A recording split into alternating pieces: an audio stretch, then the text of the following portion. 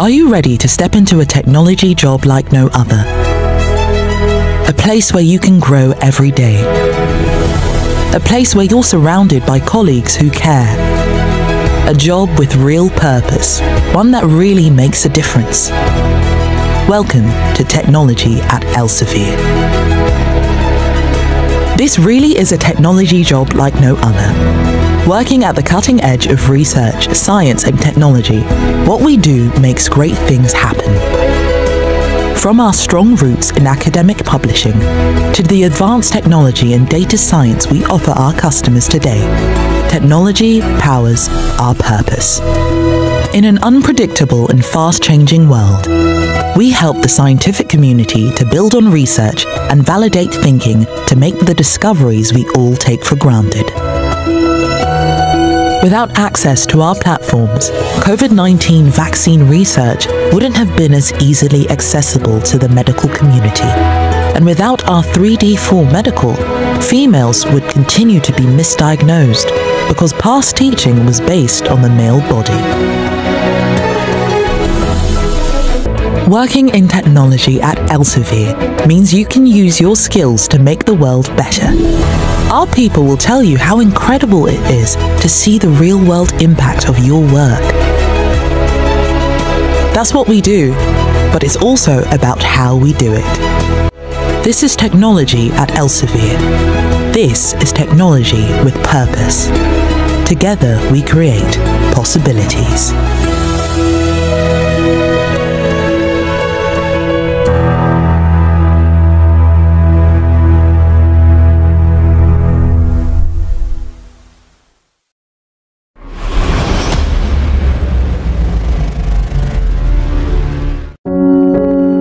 The choice to publish open access with Elsevier is yours.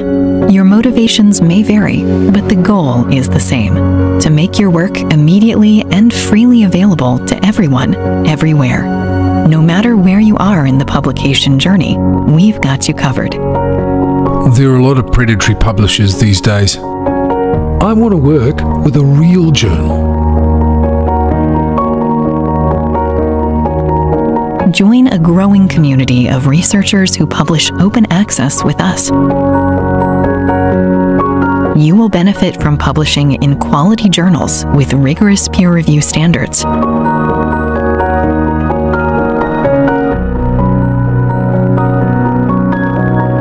And we will connect you with expert editors and reviewers.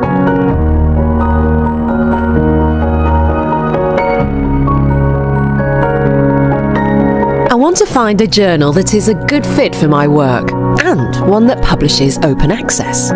Whatever your research area, we've got open access journals across every scientific discipline with open access options that provide fast and efficient peer review.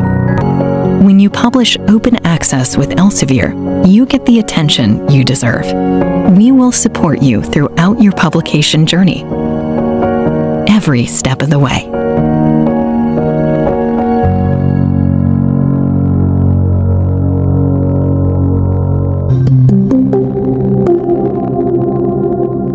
Assalamualaikum warahmatullahi wabarakatuh.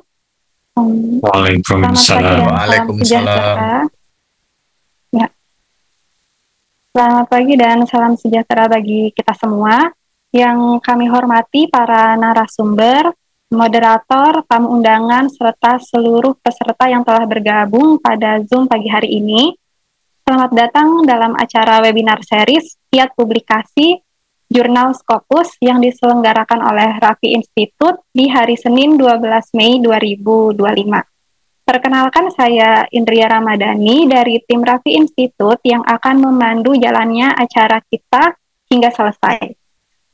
Saat ini kita sedang berada dalam sesi open room sebagai waktu persiapan sebelum acara inti dimulai secara resmi. Silakan Bapak Ibu memanfaatkan waktu ini untuk memastikan perangkat dan koneksi internetnya berjalan dengan baik. Berikut ini alur acara dan aturan partisipasi yang harus dipatuhi oleh peserta acara.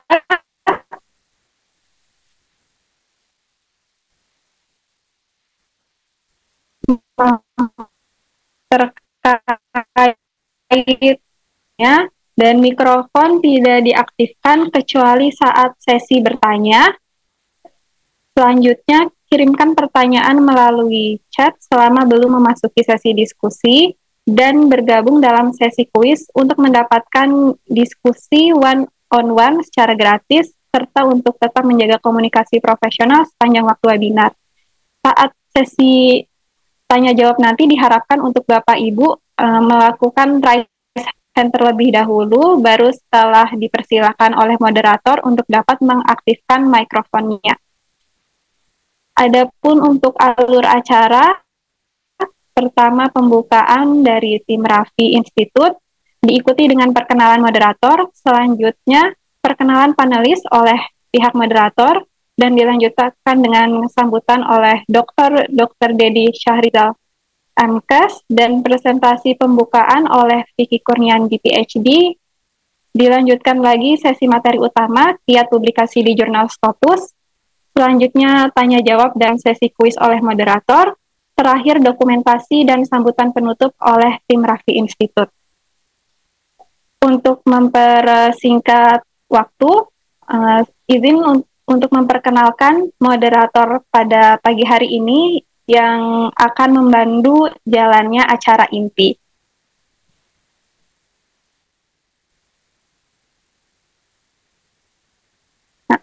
Jadi moderator pada pagi hari ini adalah Dr. Rahmat Rizky Fadli, SPD MSI, di mana beliau ini merupakan dosen pendidikan kimia, Fakultas Ilmu Pendidikan Universitas Syahkuala. Background pendidikan beliau, S1 Pendidikan Kimia FKIP USK di 2014, kemudian melanjutkan S2 dan S3-nya Biokimia di Institut Teknologi Bandung.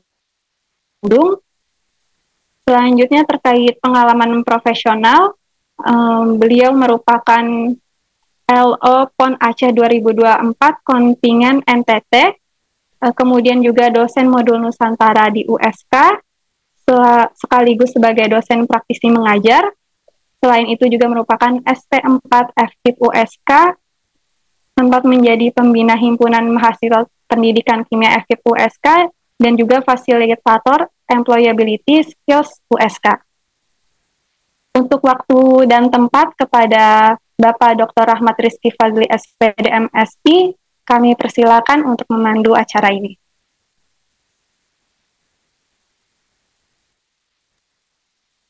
Baik, terima kasih Kakak Indria Ramadhani MSc dari tim Raffi Institute atas kesempatannya. Selamat pagi, Assalamualaikum warahmatullahi wabarakatuh. Salam sejahtera bagi kita semua. Yang saya hormati para panelis, ada Profesor Dr. M. Hasan MSI, kemudian ada Dr. Dedi Syahrizal MKes, kemudian ada Bapak Vicky Kurnianda PhD, terus ada Kak Indriani ya sebagai Kak Indria Ramadhani MSc sebagai tim dari Raffi Institute, serta peserta yang telah hadir pada Senin cerah ya di sini di Banda Aceh. Cuacanya cerah, mungkin di beberapa tempat ada yang sedang mendung dan berawan, tapi nggak apa-apa. Kita di acara Kiat Publikasi Jurnal Scopus. Nah, acara ini merupakan kerjasama dari beberapa organisasi ya. Jadi di sini ada beberapa yang mensupport kegiatan ini, termasuk ada tim Raffi Institute, kemudian juga ada Universitas Syahkuala, terus ada Perhimpunan Biokimia dan Biologi Molekuler Indonesia (PBBMI).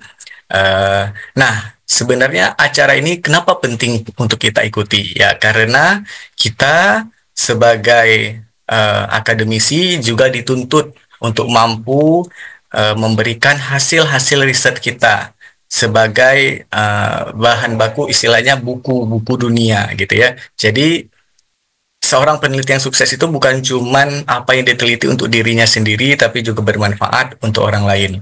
Nah, salah satu cara agar itu bermanfaat, ya kita bisa tulis dan harusnya bisa kita publikasi ke dalam jurnal-jurnal yang bagus. Salah satunya kalau sekarang kita lihat ya ada jurnal berstandar internasional, terindeks Scopus ya. Nah, di samping juga kalau kita di negara Indonesia juga ada jurnal yang terindeks nasional, yaitu jurnal-jurnal Sinta. Nah, namun mungkin kalau kita publikasi di jurnal Sinta, terbatas ruang lingkupnya, terbaca khusus untuk negara Indonesia dan negara tetangga. Nah, namun kalau kita coba masukkan hasil riset kita ke jurnal Scopus, bisa ruang lingkupnya lebih besar ya ke ruang internasional. Nah, untuk itu ya kita perlu nih mengenal bagaimana kiat publikasi tembus ke jurnal Scopus. Nah, sebelum saya mulai acaranya dengan pemateri kita, izinkan saya memperkenalkan para panelis kita di pagi hari ini. Sebentar, saya share screen dulu.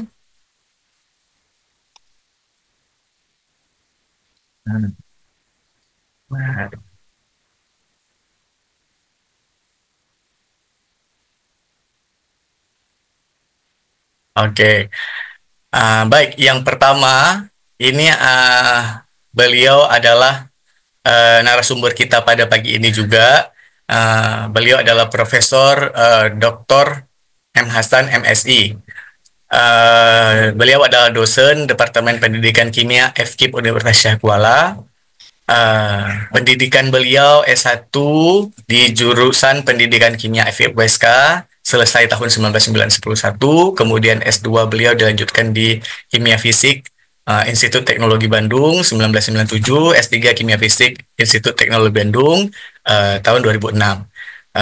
Pengalaman profesional beliau pernah menjabat sebagai Wakil Dekan FKIP USK dari periode 2013 sampai 2021, kemudian pernah menjadi Kaprodi Kimia FKIP, kemudian juga Kepala Lab Kimia FKIP. Beliau bidang spesialisasinya adalah biodegradasi polimer. Nah, ini kalau kita lihat Google Scholar dan Scopus Prof. Hasan, ini juga sudah cukup banyak ya jurnal-jurnal Q1 maupun Q2 yang tembus yang telah beliau publikasikan hasil penelitiannya. Kemudian panelis kedua ini ada Dr. Dedi Syahrizal MKes. Nah, beliau S1-nya di pendidikan dokter FK USK, jadi Fakultas Kedokteran ya, USK, lulus tahun 2005, kemudian S2-nya beliau ambil di Biomedik Universitas Sumatera Utara, lulus tahun 2008, dan S3 beliau ambil di Ilmu Kedokteran Universitas Erlangga, lulus tahun 2016. Pengalaman profesional beliau menjabat sekarang sebagai Wakil Dekan 2 FK USK 2020 sampai sekarang. Kemudian beliau juga adalah Ketua PBBMI Cabang Provinsi Aceh tahun 2023 sampai sekarang. Beliau akan bertindak sebagai welcoming speech kita. Beliau bidang spesialisasinya adalah biokimia. Nah, yang ketiga, para panelis ketiga kita ini adalah Vicky Kurnianda PhD. Ya, beliau adalah dosen di Faculty of Science, University of Syracuse, Jepang. Pendidikan beliau tempuh S1 di Ilmu Kelautan, Fakultas Kelautan dan Perikanan USK. Lulus tahun 2012, kemudian S2 Kimia FMIPA Universitas Lampung, lulus tahun 2015, dan beliau S3-nya lulus di Kimia Bahan Alam Universitas of Syracuse tahun 2021 di Jepang. Pengalaman profesional beliau adalah peneliti di Universitas of Syracuse tahun 2023 sampai sekarang. Kemudian beliau juga sebagai reviewer Nature 2025 hingga sekarang, kemudian mentor Elsevier Researcher Academy 2024 sampai sekarang. Beliau juga reviewer Science ya, jurnal Science 2024 sampai sekarang, dan beliau juga pernah menjadi peneliti postdoc di Harvard University 2022 sampai 2023. Nah, beliau pada saat ini sebagai keynote opening kita, penelitian beliau itu di bidang spesialisasi ilmu farmasi. Baik, mungkin itu adalah pengenalan para panelis kita.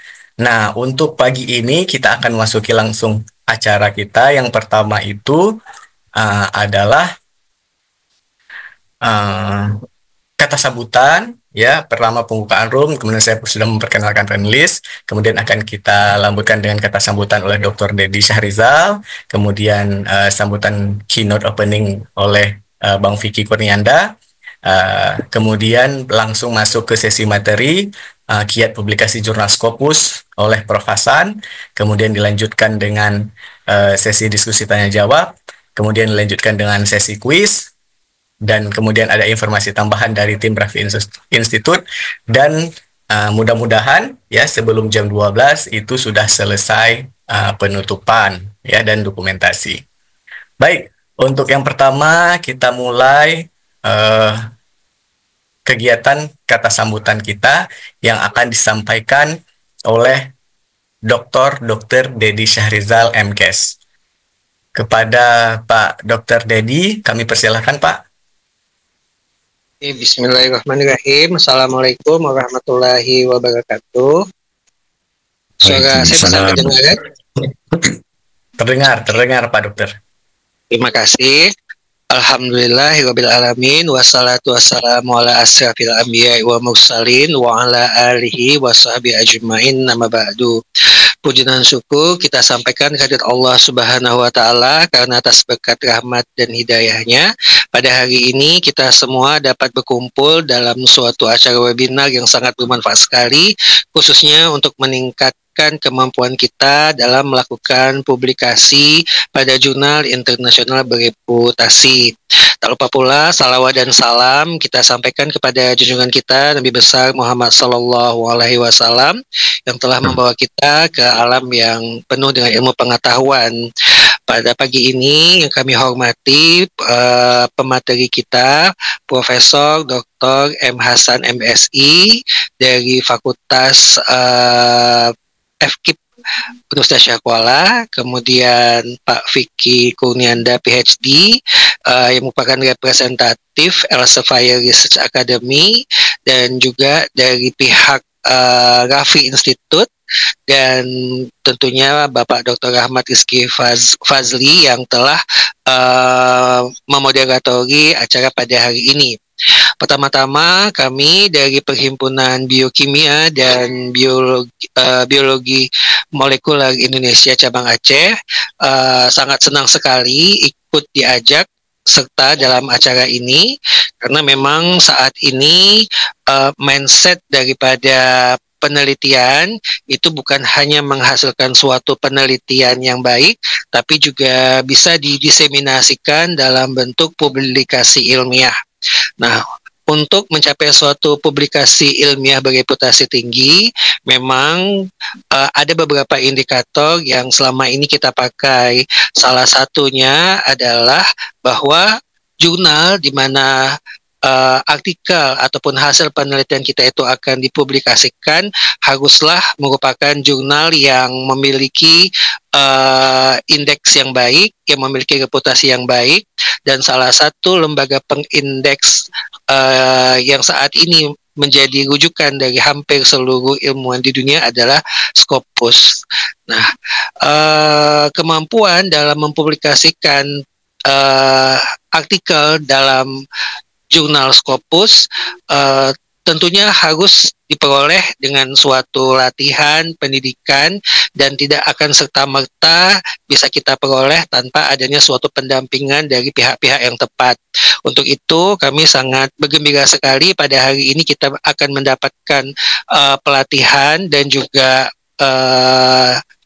pendidikan dari pihak yang sangat terpercaya. Di sini ada Profesor Dr. M. Hasan yang memang sudah memiliki reputasi yang sangat baik di bidang publikasi internasional, dan juga ada Pak Vicky Kurnianda yang merupakan representatif dari Elsevier Research.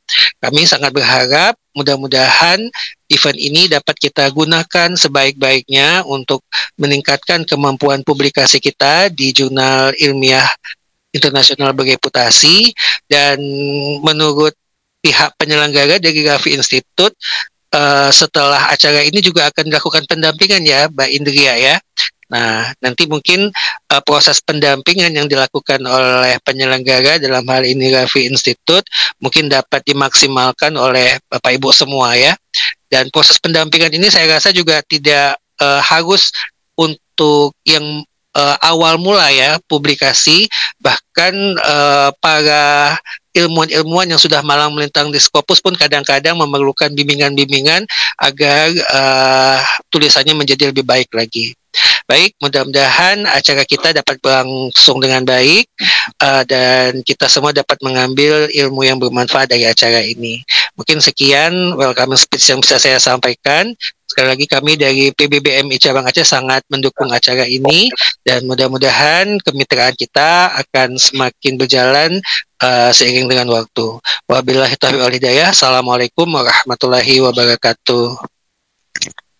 Waalaikumsalam warahmatullahi wabarakatuh. Terima kasih Dr.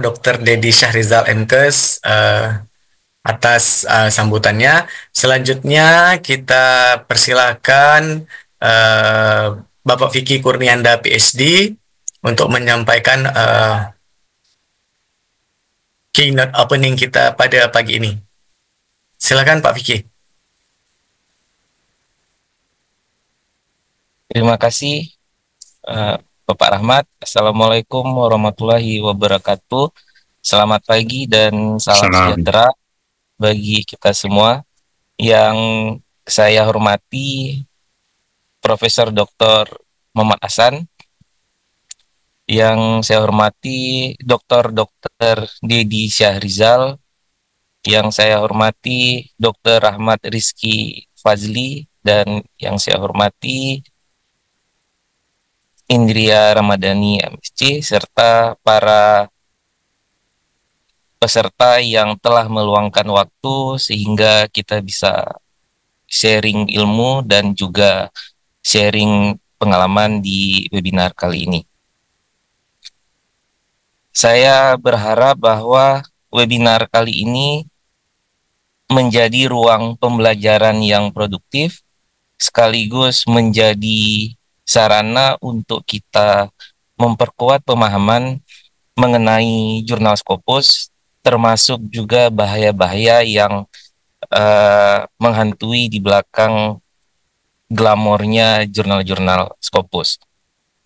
Nah, untuk mempersingkat waktu, saya ingin memberikan sepatah dua patah kata dan bukti-bukti bagaimana kondisi di dalam dunia Scopus sebelum nanti Profesor Hasan akan menyampaikan materi intinya. Oleh sebab itu, izinkan saya untuk share screen dan menyampaikan 5-10 menit.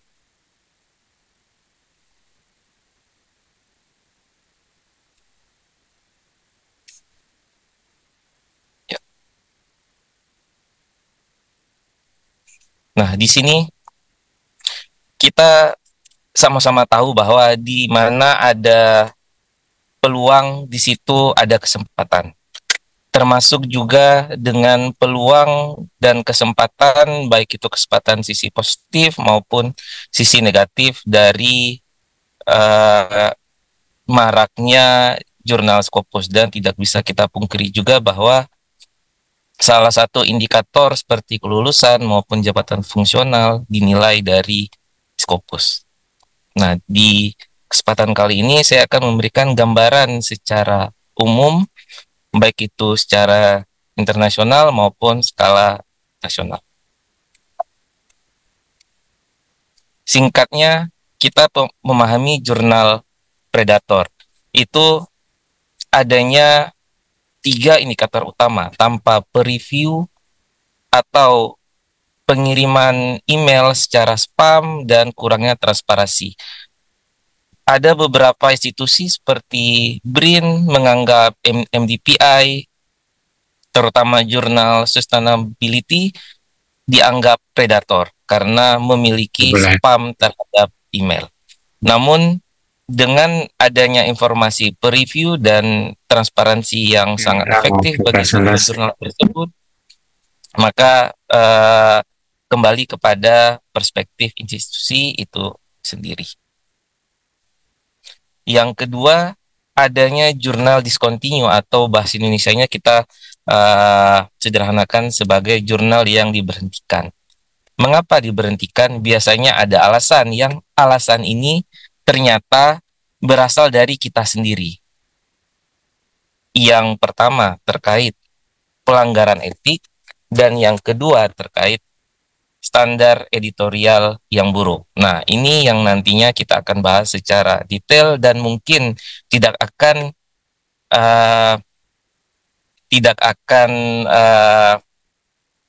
lupa akan fakta-fakta tersebut. Dan yang terakhir, dampak.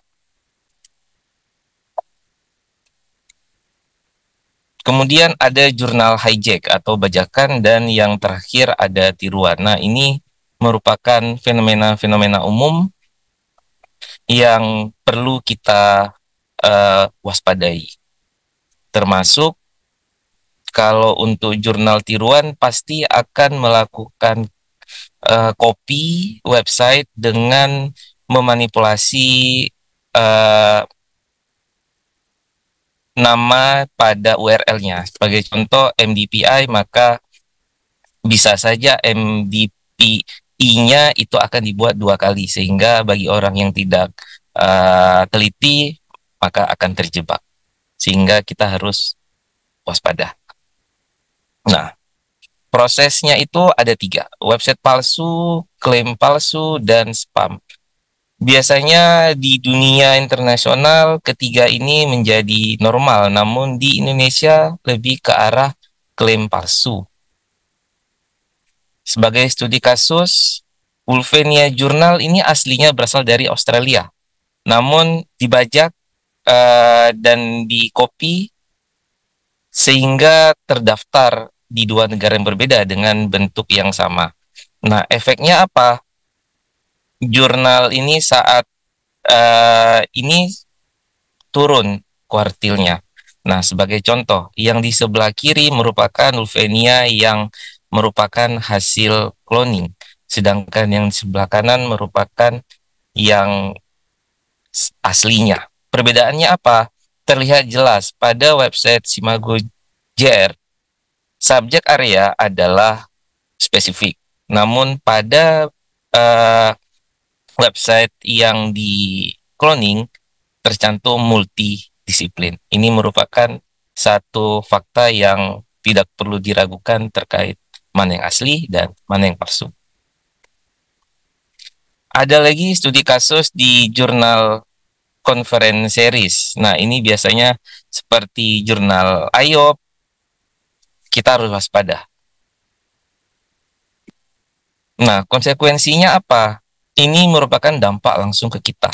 Yang pertama, merusak kepercayaan dari apa yang telah kita publikasi.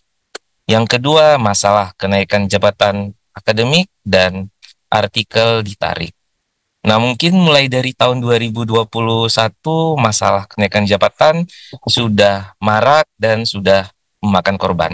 Sehingga harus hati-hati dan lindungi karya dan reputasi penelitian kita sendiri. Tips singkat menghindari jurnal predator, ada 3 tipsnya. Kita harus memeriksa tanda bahaya. Jika editorial board tidak jelas atau metriknya palsu, maka harus waspada. Nah, terkait email yang tidak diminta, ini merupakan unsur tambahan. Namun, editorial boards dan metrik yang palsu merupakan indikator utama. Peralatan untuk memeriksanya kita bisa melalui website Bells List, Kabel, Scopus, dan Simago JR. Dan bagaimana cara kita harus memeriksanya? Pikirkan terlebih dahulu, tidak perlu terburu-buru, kemudian periksa dan baru dikirimkan artikel ke dalam jurnal tujuan. Nah, untuk melawan ancaman ada 3 cara. Edukasi bagi penulis ini yang sekarang sedang kita lakukan. Kita melakukan edukasi kepada para penulis agar tidak terjebak ke dalam jurnal predator. Kemudian, tindakan dari platform seperti Scopus ini sudah otomatis akan mereka lakukan. Dan yang terakhir, advokasi. Laporkan jika terdapat jurnal yang mencurigakan. Seperti contoh, untuk fingerprint dari jurnal pasti memiliki nomor doi, yang artinya nomor doi harus melalui website doi.org, tidak boleh dari yang lain. Namun, ada satu website yang merupakan website cadangan bagi para pelaku jurnal predator. Sebagai contoh, ada 2 artikel yang sebelah kiri asli dan yang di sebelah kanan palsu. Ketika kita lihat dari doi, maka mengacu ke nama jurnal dan ke dalam link jurnal. Artinya ketika kita copy nomor doi ini, maka akan muncul ke dalam website aslinya. Namun demikian, yang di sebelah kanan tertulis singkatan IJMRA, yang artinya International Journal of Multidisciplinary Research and Analysis. Namun ketika kita copy doi tersebut, contoh kita copy ke dalam URL website, maka akan masuk ke dalam link zenodo.org, yang artinya ini merupakan jurnal predator.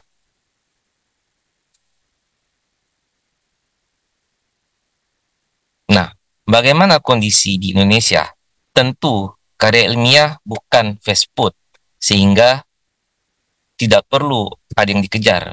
Jikalau memang mengejar masa kelulusan atau deadline, maka kita harus set dari awal.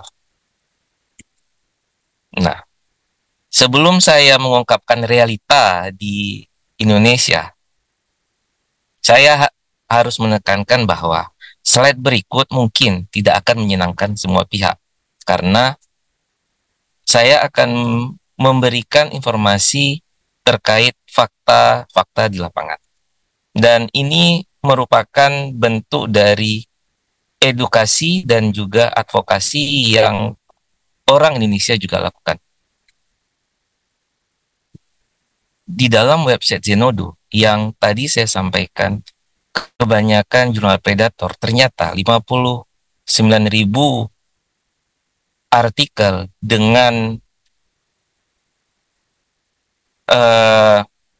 latar belakang Indonesia terdeteksi. Nah, kemungkinan, ya mungkin. Saya juga mendapati fakta dari Facebook.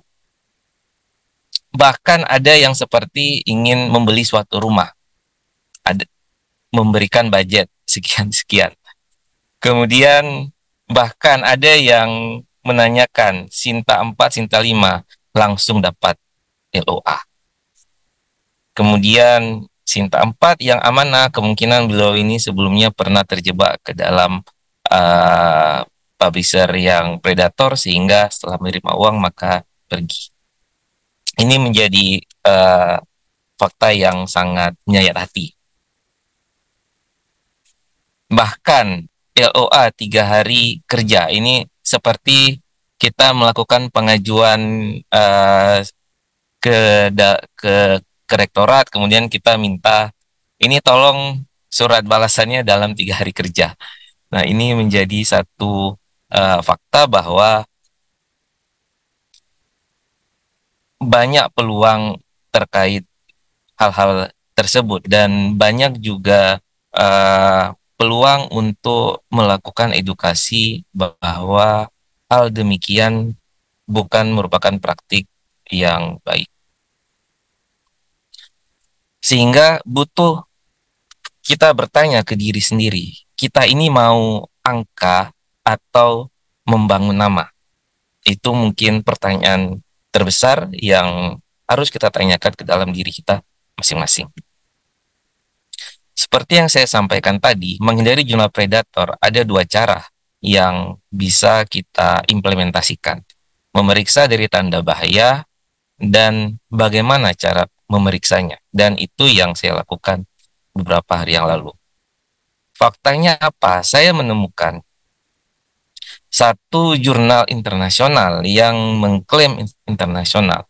Nah, secara umum, syarat untuk jurnal internasional harus memiliki editor atau editorial board minimal dari 4 negara yang berbeda. Namun kita lihat dari editorial teams di sini, semuanya full Indonesia. Sehingga mengartikan apa? Editorial board tidak jelas. Nah, dari daftar predator sudah ada warning red flag. Kemudian dari APC di sini sampai 4 juta rupiah. Ini mungkin menjadi warning. Kemudian kita perlu memeriksa lagi terkait artikel yang sudah dipublikasi, apakah kredibel atau tidak. Dan saya mendapati bahwa jurnal internasional ini memiliki artikel yang gambarnya dalam bahasa Indonesia. Sehingga ini menambah keraguan bagi saya. Jurnal yang kedua, saya bertemu juga.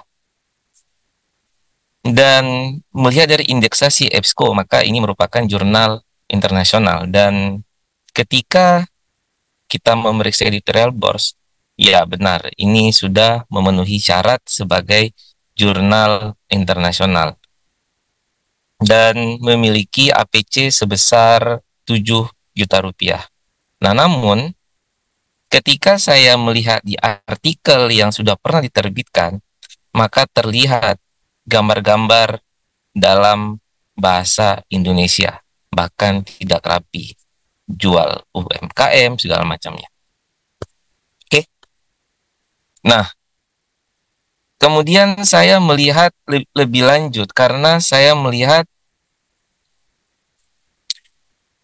CV pada jurnal pertama dan jurnal kedua ini sama, sehingga saya muncul rasa penasaran, apakah ini satu kerjaan, satu rumah, dan saya melihat ada satu institusi di sini.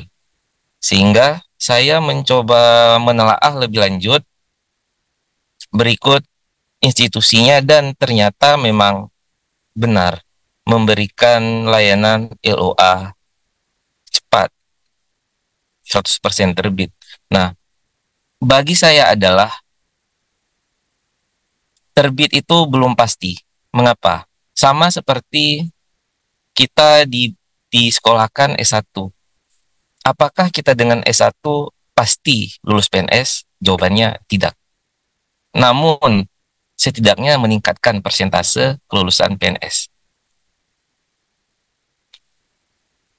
Nah, saya melihat dari referensi website, ada yang melakukan advokasi dari change.org. Ada yang meminta institusi ini ditutup. Nah, saya penasaran bagaimana ini dijabarkan ternyata. Mulai dari alamat yang tidak konsisten, kemudian ada indikasi yang tidak konsisten, dan terakhirnya jurnalnya telah ditarik.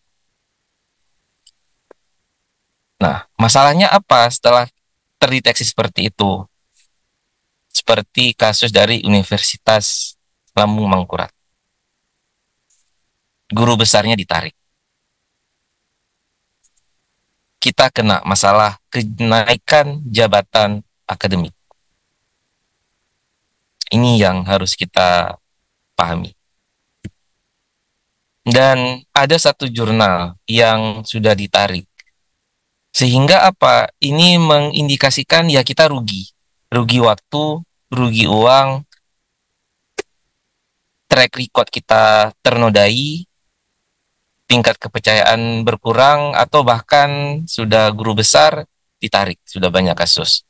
Dan dari jurnal Springer Nature ini sudah ada yang melaporkan ketika jurnal tersebut menemukan fakta-fakta seperti ini dan meminta solusi, maka bagaimana respon dari setiap penulis? Silakan baca dari link tersebut.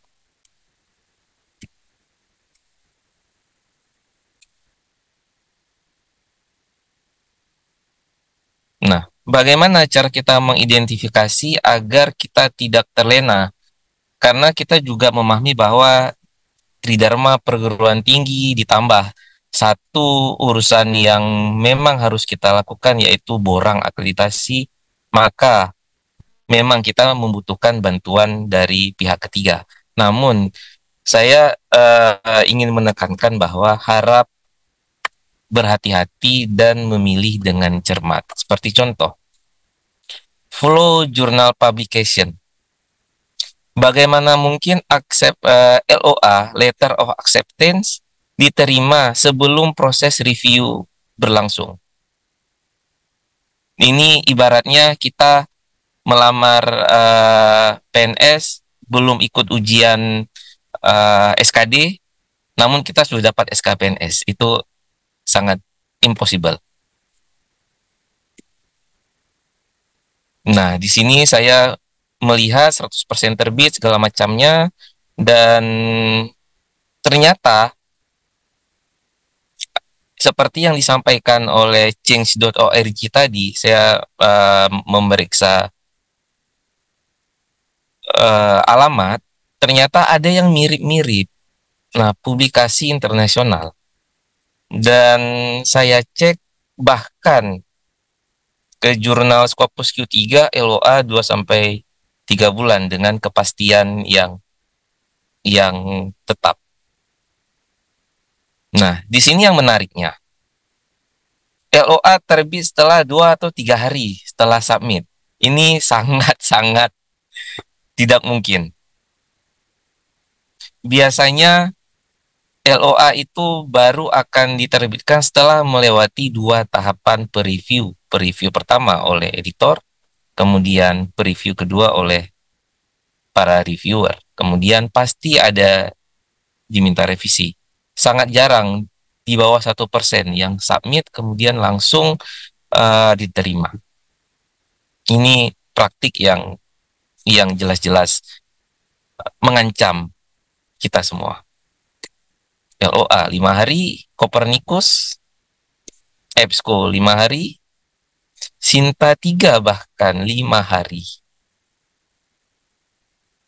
Ada yang terakhir lebih gawat lagi. Nah, di sini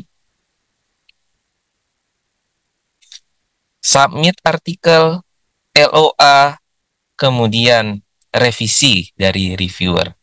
Ini ya saya secara pribadi menduga bahwa ini pemain yang sama, karena tipikal dari alur publikasinya itu sama. Dan yang sangat menyayat hati, ini merupakan satu institusi swasta yang berbadan hukum. Secara umum, berdasarkan website Elsevier, dari link ini, proses preview yang normal adalah pada saat kita submit, maka akan masuk round pertama, yaitu editor akan memeriksa apakah sesuai scope, templating seperti apa, apakah ada kebaruan atau tidak. Tanpa itu akan reject. Kalau oke, maka masuk ke preview. Nah, setingkat jurnal MDPI yang open access, yang gold open access, dibutuhkan waktu 1 bulanan untuk proses publikasi. Bagaimana bisa jurnal publisher yang tadi mengklaim dalam 2-3 hari langsung LOA dan bisa dipastikan pasti terbit. Sehingga harap kita sama-sama waspadai, karena publikasi itu bukan berbicara tentang sekedar terbit, tapi tentang di mana jejak ilmiah kita itu akan dikenang sampai hari kiamat. Semoga presentasi singkat ini dapat membuka mata kita, dapat membuka wawasan kita bahwa ancaman pasti ada, dan tinggal bagaimana kita, apakah kita ingin mengambil jalan yang berintegritas atau yang hanya sekedar publikasi. Jawabannya ada di diri kita masing-masing. Demikian presentasi dari saya. Lebih dan kurang mohon maaf. Assalamualaikum warahmatullahi wabarakatuh. Waalaikumsalam warahmatullahi wabarakatuh. Terima kasih Pak Vicky Kurnianda, PhD, sebagai representatif dari Elsevier. Baik, di kolom komentar ada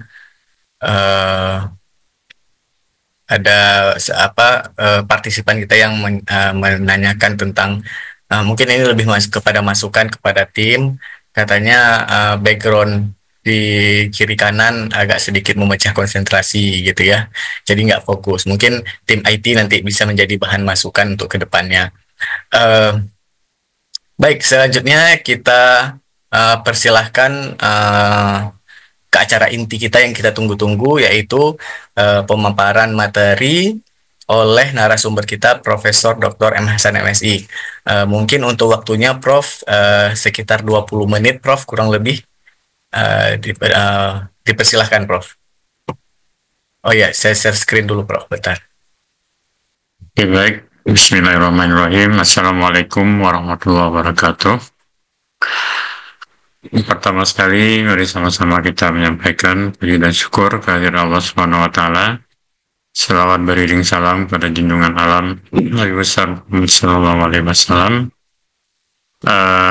Yang saya hormati Dedi Syahrizal, aku Ketua PBMI Provinsi Aceh ya. Kemudian Pak Vicky Kurnianda yang merupakan representasi dari Elsevier di sini. Kemudian ada yang mewakili dari pihak Pavi Institute atau Mbak Indria Ramadhani ya. Kemudian Pak Rahmat Rizky Fadli, terima kasih juga sebagai moderator dan juga yang akan membantu untuk share screen ya. Dan terima kasih sekali lagi kepada panitia yang sudah memberikan kepercayaan ya dalam hal ini kepada kami untuk yang mungkin mempresentasikan bagaimana strategi, atau mungkin di sini saya memberi judul rahasia sukses publikasi di jurnal Scopus ya. Ini barangkali lebih kepada sharing pengalaman barangkali ya. Karena mungkin ya tergantung dari perspektif mana kita meninjau ya. Mungkin kalau saya lebih pada pengalaman sebagai penulis dan juga sering mereview ya jurnal-jurnal internasional bereputasi di Elsevier ya. Nah, ini banyak juga memang yang terlewati ya karena mungkin masalah waktu maupun ya tema. Jadi saya lebih memilih juga yang lebih sesuai tentu kita mereview ya. Nah, jadi barangkali dalam presentasi ini saya lebih fokus ke arah sana ya. Dan juga saya pikir penting juga yang disampaikan oleh Pak Vicky tadi, sekarang ini banyak sekali jurnal yang seperti apa namanya predatory ya, predatory jurnal dan sebagainya. Nah, ini saya kira harus betul-betul kita hindari.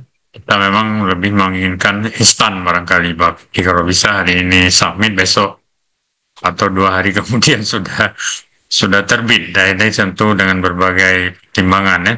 Kalau mahasiswa ya biar cepat lulus. Kalau dosen mengajukan jabatan akademik ya cepat ya.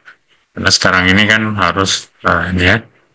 Itu juga harus hati-hati ya, karena jurnal yang dinilai itu kan yang sudah terbit. Yang sudah terbit itu bisa diakses secara online. Nah, reviewer semuanya bekerja secara online, mengecek semua jurnalnya, apakah benar jurnalnya, bagaimana proses review dan sebagainya, itu semuanya dicek oleh reviewernya. Oke, baik.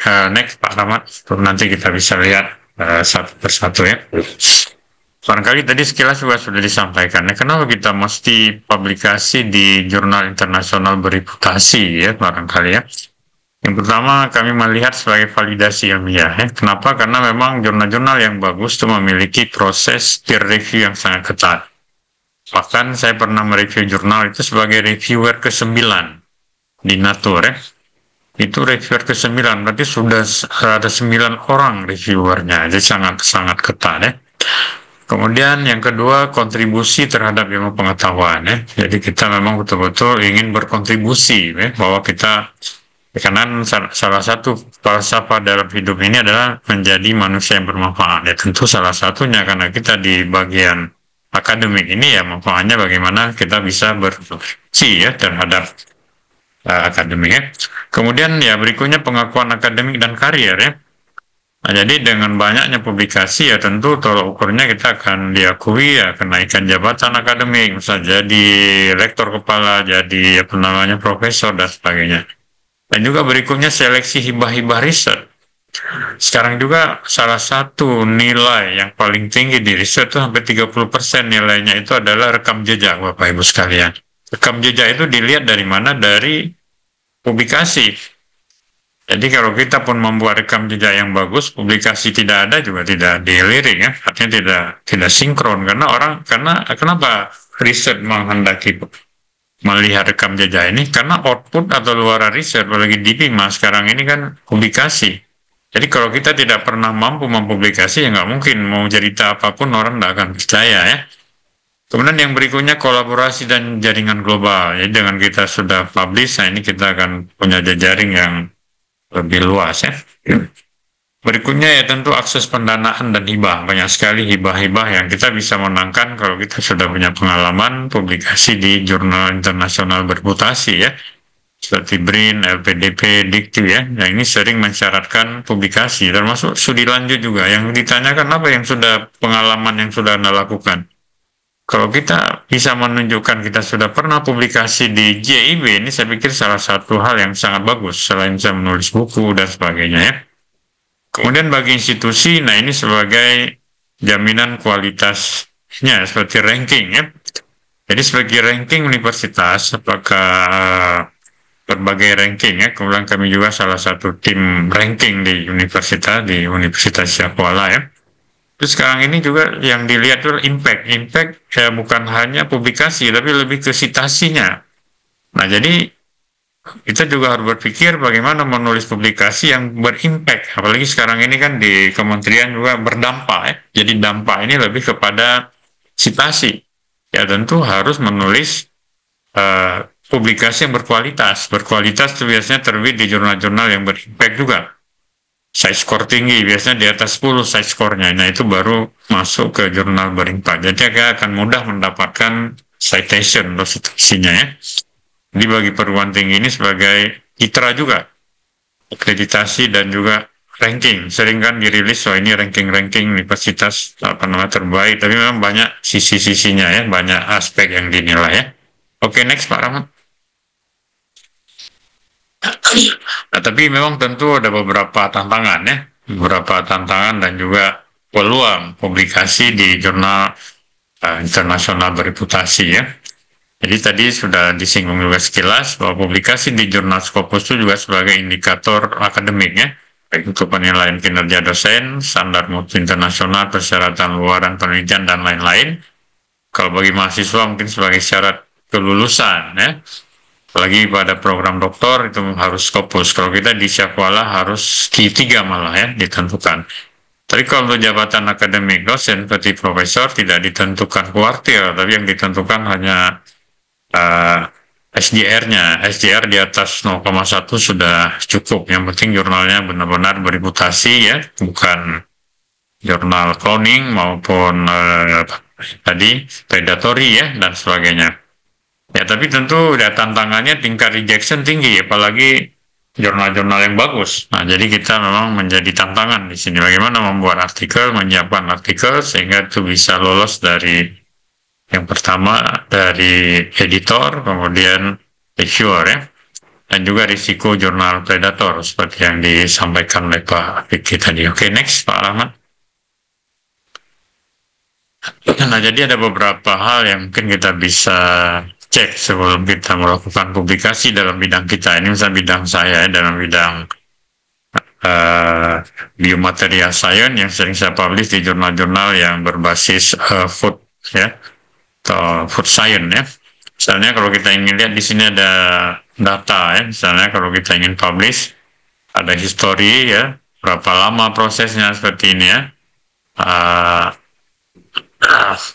Time to first decision 27 hari ya. Jadi ini bisa kita melihat sampai dia publish 134 hari ini rata-rata. Kadang-kadang kita bisa lebih cepat dari sini juga. Ya bisa juga lebih lama ya. Jadi sangat tergantung pada berbagai faktor saya pikir ya. Kalau dia cepat lambat juga tergantung pada topiknya. Kalau topik yang kita ajukan betul-betul novel itu biasa cepat juga dibaca oleh reviewer. Demikian juga oleh editor. Reviewer juga demikian, dia lebih senang mengambil jurnal-jurnal yang betul-betul tertarik. Saya kan ditawarin nih berbagai review, sampai sekarang sudah beberapa masuk ke email untuk reviewer. Apakah semua kita ambil? Tidak. Yang kita lihat tentu yang menarik bagi kita, betul-betul baru, wah ini sepertinya baru dalam bidang saya ambil. Kalau memang ini, makanya itu yang membuat lama. Jadi makin tidak tertarik, makin lama prosesnya ya. Ini kita bisa melihat, ini ada acceptance rate-nya sekitar 13%. Ada lagi jurnal, nah ini yang kami sudah terbit 2 kali, Result in Engineering. Ini sampai sekitar 28%. Ini 28% ini sudah termasuk tinggi, ini relatif tinggi kalau di Elsevier ya. Ini jurnal open access. Ini relatif lebih cepat nih. Sekitar berapa? Sekitar 2 bulan ya, 2 bulan setengah ini sudah publish ini pengalaman kemarin ya. Jadi sekarang kan banyak juga berkembang isu kalau cepat akan ditolak oleh reviewer angka kredit. Itu belum tentu, sebetulnya itu warning saja sebenarnya. Yang pertama dilihat bayarannya mahal, itu sebagai alert saja bahwa ini sudah ada semacam catatan, oh ini bayar mahal, kemudian cepat publish. Yang berikutnya dicek artikelnya, benar nggak artikelnya, kemudian dicek juga peer reviewnya ada nggak prosesnya. Tapi kalau begitu dilihat yang pertama kirim, yang berikutnya accepted dan bayar, tidak ada proses reviewnya, apa yang disuruh review, apa yang kita review, nah itu bukti itu yang harus betul-betul lengkap ya. Jadi nggak usah khawatir mengenai cepat lambatnya, yang penting artikelnya berkualitas dan ada proses review yang benar ya. Oke, next. Nah, kemudian untuk menghindari jurnal yang disampaikan Pak Vicky tadi, kita bisa cek di Scopus langsung. Misalnya contoh, ini banyak dulu kawan waktu saya sebagai tim PAK di Universitas Syakuala ya. Ada dosen yang sampai menangis ya, karena bayarnya sudah mahal. Ini ternyata jurnalnya sudah discontinue in Scopus. Jadi sejak 2020 itu sudah nggak ada lagi. Belum lagi jurnal ini termasuk cloning juga yang disampaikan Pak Vicky. Masih hidupnya juga, ini sudah di cloning. Ada dosen yang masuk bukan ke jurnal yang aslinya, bukan ke website aslinya. Jadi International Journal of Innovation, Creativity and Change. Ini sudah berakhir di 2020.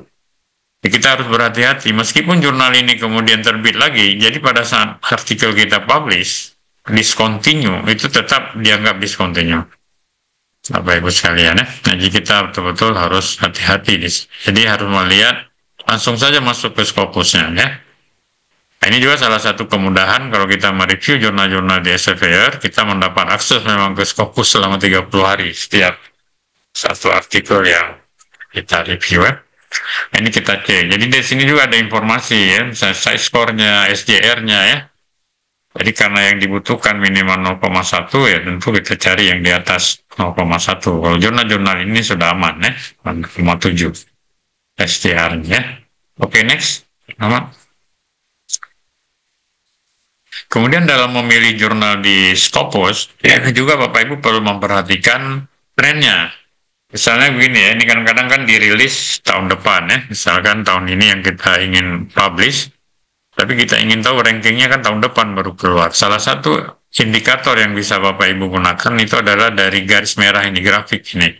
Kalau grafiknya meningkat, istilahnya terus naik, ya itu berarti kita bisa prediksi tahun depan masuk kemana dia.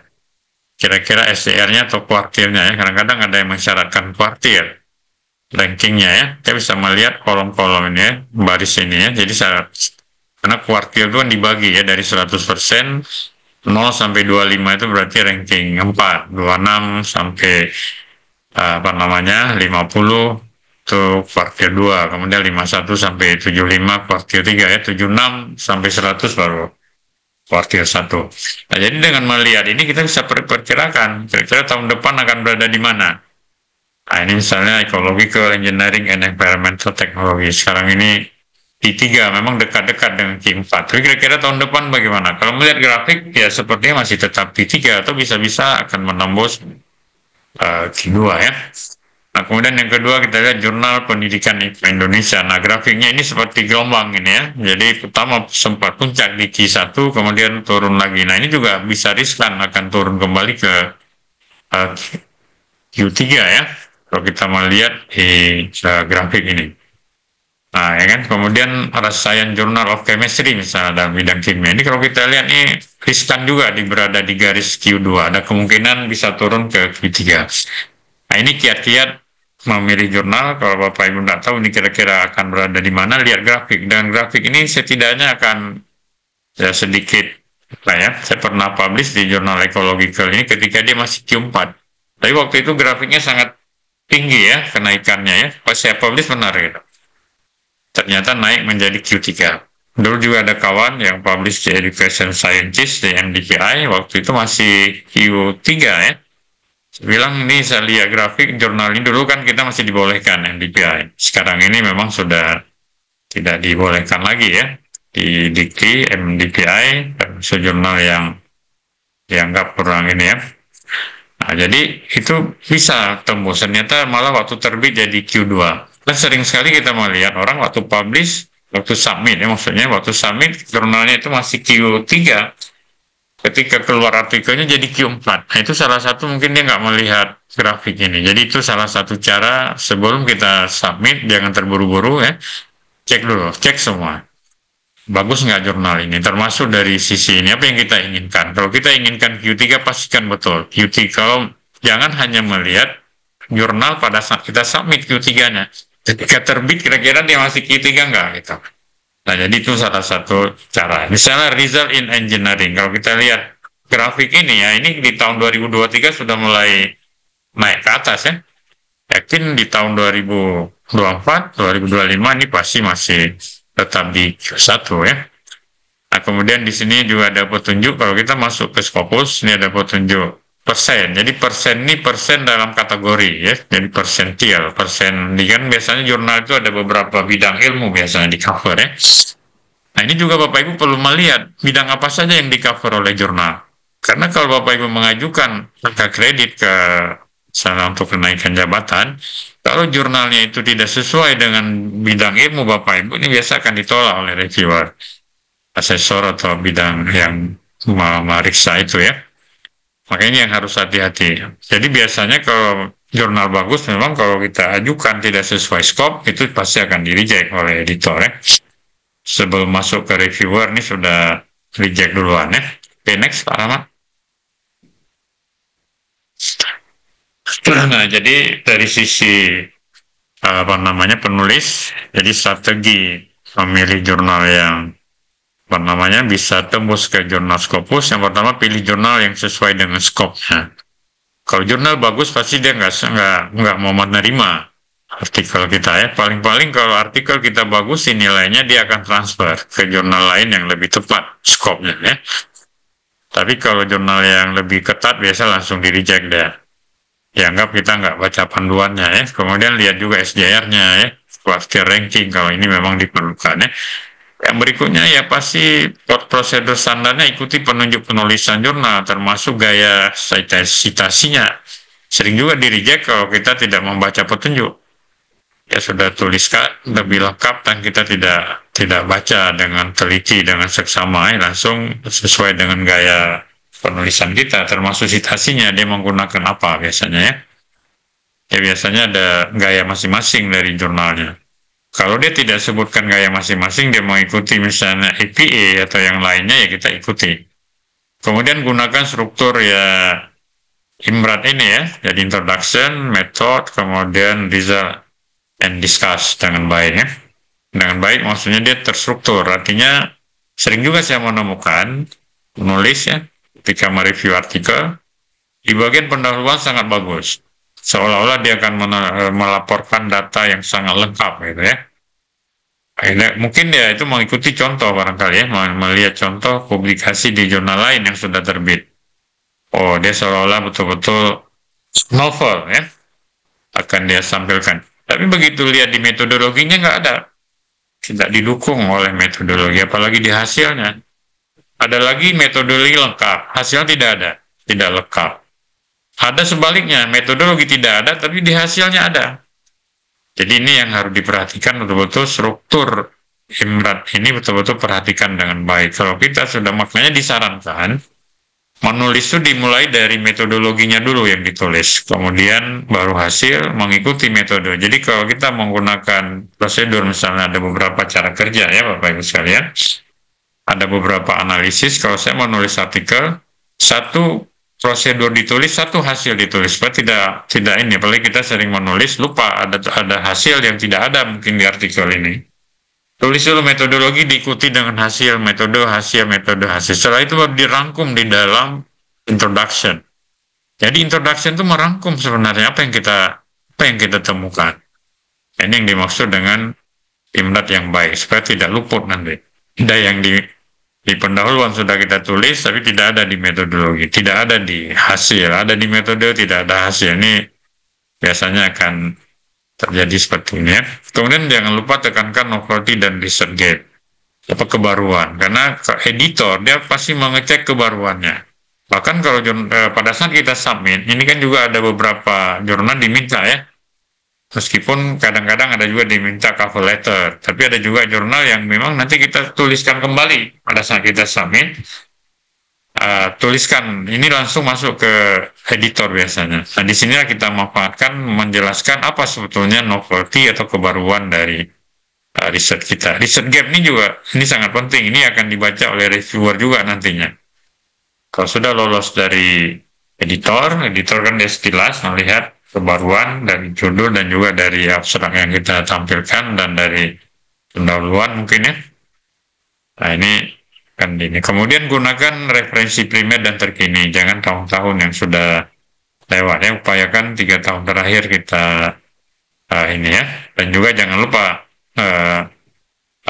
citasi juga jurnal yang kita tuju ya, jangan lupa. Kenapa? Karena ini untuk melihat keterkaitan dalam bidang yang kita teliti ya, dalam bidang yang kita publish. Kalau nggak terkait sama sekali dengan jurnal ini kan, ya nggak mungkin, berarti kan nggak cocok dengan scope jurnal itu. Makanya kadang-kadang, kenapa di-reject? Nggak ada satupun citasi di jurnal yang kita tuju. Nah ini penting juga ya, penting juga menunjukkan keterkaitan sebenarnya. Kemudian gunakan tool pendukung seperti Mendeley untuk membuat citasi ya, Grammarly untuk mengecek grammar, karena sering juga jurnal itu di-reject karena masalah bahasa Inggris, grammarnya dan sebagainya. Dan jangan lupa Turnitin misalnya atau item ticket.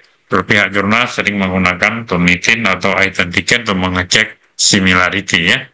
Hindari similarity itu di bawah 25%. Biasa jurnal bahkan di bawah 20%. Nah ini saya ambil 25% karena untuk jabatan akademik biasa di batas maksimal 25%.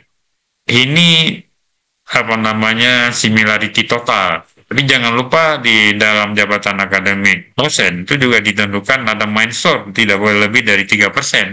Meskipun misalkan Bapak Ibu cuma 10%, 14%, 15%, tapi ada satu sumbernya itu sampai lebih dari 3%. Nah itu tetap ditolak. Merah misalnya di abstrak merah semua, atau ada kalimat satu paragraf merah, yang lain nggak ada merahnya. Nah kemudian hati-hati juga dalam pengecekan, banyak juga orang yang mengeksklude. Kalau di-exclude juga ditolak. Nggak boleh mengeksklude terlalu banyak. Yang bisa di-exclude di dalam misalnya ini itu hanya bibliografi dan quote tag biasanya. Titik 2 ya. Titik 2 titik koma dengan bibliografi daftar pusaka. Itu saja yang bisa di-exclude. Dan itu batasnya nggak boleh lebih 25% dan tidak boleh ada yang 3% di atas 3% sumber utamanya. Oke, next. Nah itu tadi dari perspektif sebagai penulis ya. Nah sebagai reviewer, kita sering melihat yang pertama kebaruan dan kontribusi ilmiah. Ada nggak unsur kebaruan? Kebaruan bagaimana cara mengecek kebaruan? Yang paling gampang bagi seorang reviewer mengecek kebaruan itu biasanya kita copy judulnya. Copy judulnya, paste ke Google ya. Keluar banyak sekali ya. Ini berarti sudah, baru kita lihat ya sekilas, rata-rata ya ini sudah pernah semua ya. Sudah nggak ada lagi hal yang baru, daur ulang dan sebagainya. Ini sudah ini ya. Kemudian metodologi yang valid dan kuat. Valid artinya metodologi yang kita gunakan itu memang jelas referensinya. Makanya jangan lupa Bapak Ibu untuk merujuk setiap metodologi yang digunakan di jurnalnya. Di artikelnya itu dirujuk ke metodologi yang sudah valid, yang sudah dibuktikan oleh orang lain dalam publikasi sebelumnya ya. Dan kuat, cocok ya, sesuai dengan apa yang kita akan ukur ya. Kemudian diskusi yang tajam dan relevan. Ya, ini juga dilihat oleh reviewer pembahasannya. Sering saya melihat memang banyak ada penulis yang terkesan dia hanya mengcopy mungkin ya dari publikasi sebelumnya atau mungkin menggunakan AI ya. Nggak bagus AI bagus, tapi kadang-kadang harus dilihat juga Bapak Ibu. AI itu kan dia hanya mengambil pembahasan yang secara umum, kadang-kadang dia tidak ada di dalam data kita ya. Apalagi Bapak Ibu mengupload katakanlah seperti inframerah, spektra inframerah ya. Yang dia bahas nggak terkait sama sekali dengan spektra. Dia bilang ini terjadi kenaikan atau penurunan intensitas dari pita vibrasi pada gugus tertentu. Kalau kita lihat nggak ada perubahannya, sama saja pitanya. Ya, tapi di dalam diskusi dia sangat lengkap, banyak sekali, tapi tidak ditunjang oleh data. Nah, ini juga pengaruh. Kadang-kadang kalau kita temukan satu seperti itu langsung di-reject oleh reviewer. Kalau reviewer reject, biasanya editor juga reject kalau jurnal bagus. Satu saja reviewer mereject, misalnya dia menunjuk sampai 3 reviewer, yang satu reject, yang lainnya ada major, nah itu pasti cenderung di-reject oleh bagi alasan tadi ya. Editor reject rata-rata ya. Jadi makanya Bapak Ibu sekalian perlu dipikirkan masalah ini, diskusi tajam dan juga relevan, dan terkait betul dengan data apa yang kita bahas. Dan setiap statement itu harus betul-betul dijelaskan, ya, dibahas, kemudian ditunjang oleh referensi yang sesuai. Sering juga di-reject bagian ini, panjang lebar diskusi, tapi nggak ada referensi. Nah, kalaupun lolos, nah misalnya Bapak Ibu ajukan ke jurnal, mungkin jurnalnya kurang bagus, lolos juga, nanti pas saat artikel ini diajukan untuk angka kredit kenaikan pangkat, ini juga di-reject oleh reviewer.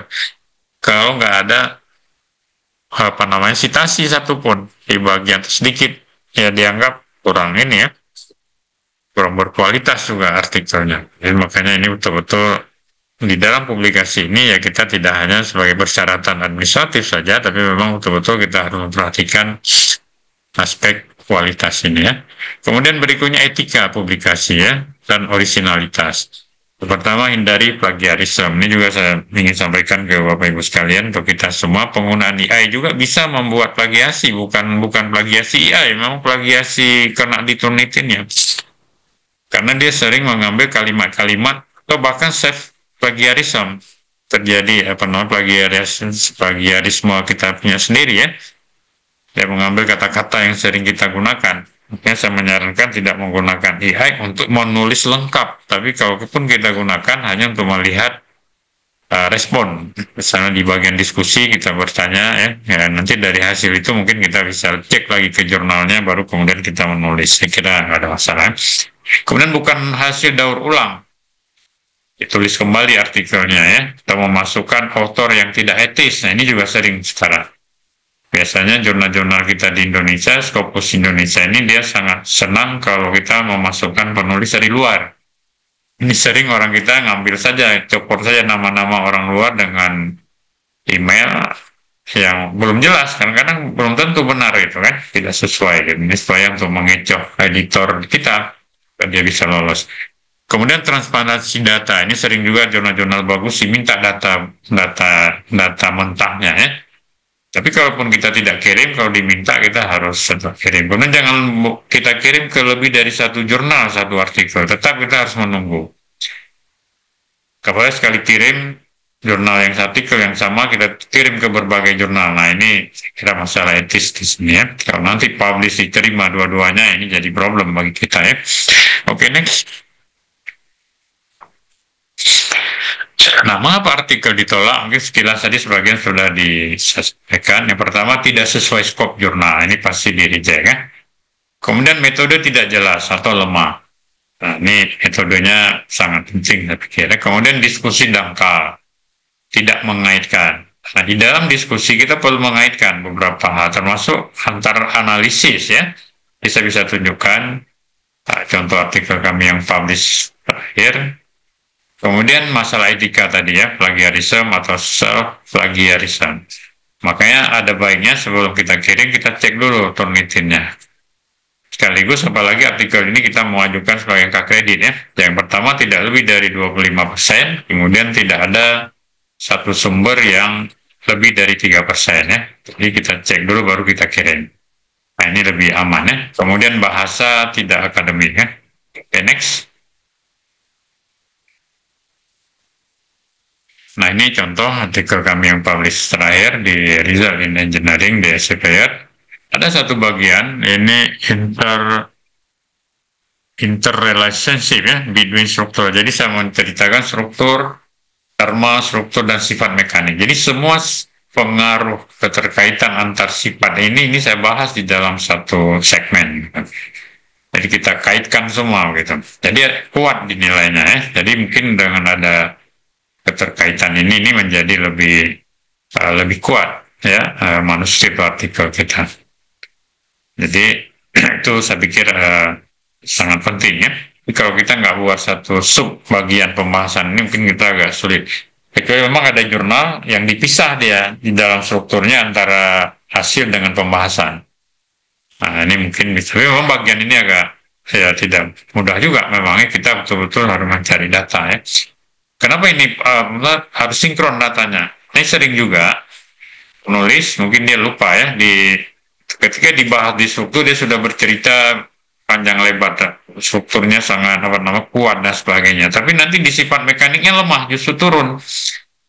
Nah ini menjadi kontra istilahnya produktif ya. Jadi dengan apa yang sudah dia sampaikan sebelumnya dibantah kemudian oleh data yang lain, ini yang harus hati-hati. Jadi kita harus cek dulu memang. Jadi sebelum kita tulis bagian-bagiannya, sebetulnya kita harus lihat secara keseluruhan dulu sekali. Kemana arah ini? Arah hasil penelitian kita ya. Terus kemudian setelah kita dapatkan baru kita tulis. Jangan satu bagian justru membantah bagian lainnya. Nah ini gampang dicek oleh reviewer itu. Pasti nanti dia akan mendapat ya. Dia akan menemukan hal-hal yang seperti itu. Di satu bagian dia sudah positif, tapi begitu bagian lain sudah lain. Jadi ini betul-betul harus dilihat ya. Okay, next. Kemudian tip dari reviewer. Yang pertama tanggapi komentar reviewer dengan profesional. Termasuk juga, nah ini juga banyak juga sekarang reviewer yang memberikan artikelnya ya jelas untuk desain ya, tapi kita juga cite secara profesional. Kalau memang terkait dengan artikel kita yang nggak ada salahnya, kita ambil, kita citasi. Tapi kalau tidak terkait, misalnya begini, saya juga pernah menemukan dia menyarankan sampai 5. Ya, menurut saya 2 nggak begitu, nggak terkait sama sekali ya. Kurang-kurang terkait nggak saya ambil, yang saya ambil hanya 3. Ya, nggak ada masalah, buktinya masih diterima ya. Artinya semua komentarnya kita tanggapi. Dan kalau ada perbaikan, kita perbaiki dan kita highlight perbaikan itu. Biasanya kita buat ada rebuttal letter namanya ya, semacam cover letter, tapi ini betul-betul tanggapan. Ya, ada juga, ini macam-macam. Ini nggak ada format baku ya, ada orang yang membuat langsung pertanyaan-jawaban. Ada juga dalam bentuk tabel. Kolom-kolom, ada kolom pertanyaan, ada kolom jawaban ya. Kemudian ada jurnal malah 2 dibuat. Bagian mana yang kita perbaiki, bagian mana yang hanya menjelaskan saja, menanggapi. Ya, kan belum tentu semua kita perbaiki ya. Yang cocok kita perbaiki, tapi kita harus jawab. jangan dilewati ya. Kemudian lakukan revisi secara substantif, bukan kosmetik saja ya. Kemudian tunjukkan perbaikan nyata dalam respon letternya. Ya, di artikelnya ditunjukkan, biasa diberikan warna yang berbeda, warna kuning atau warna merah ya. Oke, next, Muhammad. Nah, ini contohnya misalkan rebuttal letter, ini responnya, ini apa namanya, in the validation section determine the maximum error value. Jadi saya ada terlupa di satu grafik error value-nya ya. Bukan lupa sebenarnya, memang tidak ada. Jadi ternyata tidak ada pun harus dituliskan karena kita secara umum menggunakan analisis varian ya, 2K. Nah, jadi ternyata di satu analisis itu tidak ada perbedaan. Tapi nggak ada pun ternyata harus dituliskan. Karena yang lain sudah dituliskan biar konsisten ya. Nah, jadi seperti ini ditanggapi. Coba saya langsung tidak melalui tabel. Jadi satu pertanyaan langsung menjawab, pertanyaan menjawab. Kemudian nanti di bagian artikelnya di dalam kita highlight dengan warna kuning sebagai bukti perubahan ya. Oke, next. Nah, suka duka publikasi ya. Ini tentu memang dalam publikasi ini ada suka duka, memang capek gitu. Tapi begitu mendapatkan berita sukanya ya, apa berita sukanya misalkan ada suka duka ya. Kalau ini mungkin bagian hal yang tidak menyenangkan, misalnya ya artikel kita mungkin menurut mereka lebih bagus ke jurnal lain, ini bahasa halusnya ya. Tapi dia menyarankan ini, saya teringat dulu nih, jadi menyesal juga ya, tidak submit ke sini. Kalau submit ke sini dia jamin review, maksudnya ya, dia jamin statusnya review. Kenapa saya tidak pilih ke sini? Karena jurnal ini dulu baru Scopus, belum ada kuartil. Ternyata begitu dirilis tahun depan langsung Q1 jurnalnya. Open access ini justru, open access waktu itu belum berbayar karena dia masih baru keluar Scopus, belum berbayar. Tapi belum kuartil, sama sekali belum. Tapi setahun karena jurnal SPR juga. Ya ternyata langsung ini ya. Kayak kita harus betul-betul ngecek juga ini peluang dari jurnalnya. Oke, next, selamat. Nah, jadi ada lagi kabar gembira, misalnya kan. Nah, please to inform you that your manuscript has been accepted. Nah, jadi begitu ada berita gembira masuk ke email ini hilang semua lelahnya ya. Jadi di dalam publikasi ini suka dukanya gitu. Jadi makanya makin sering kita publish, makin sering juga berita duka, sering ditolak pasti ya. Nah, makanya kalau nggak mau ditolak jangan publish kan. Ya, tapi memang itu harus kita lakukan dan kita dengan katanya jangan khawatir, pasti ya ditolak udah pasti ya. Kita berharap bisa diterima tentu dengan perbaikan-perbaikan yang kita lakukan ya. Okay, next. Ya, nah ini saya ingin tunjukkan bahwa ini satu artikel. Ini yang pertama nih ya, artikel pengalaman pertama saya publikasi ya. Ini artikel, jadi begini dulu ini ceritanya, dulu ada namanya world class professor di Syakwala, kita menghadirkan WCP dari USM Malaysia ya. Nah, saya ikut kegiatan itu dan betul-betul serius mengikuti dari awal sampai akhir workshop ya, menulis artikel dan juga dibimbing, ada sesi kliniknya ya. Nah kemudian baru saya tulis dan hasil dari ini oleh ini Pak Abdul Khalil ini sebagai WCP-nya ya, dia menyarankan artikel saya submit saja ke Q2 katanya ya. Ini kalau Q1 nggak mungkin katanya ya, impossible menurut beliau ya. Saya submit lah ke Q2 yang dia sarankan jurnalnya, ternyata di reject di Q2.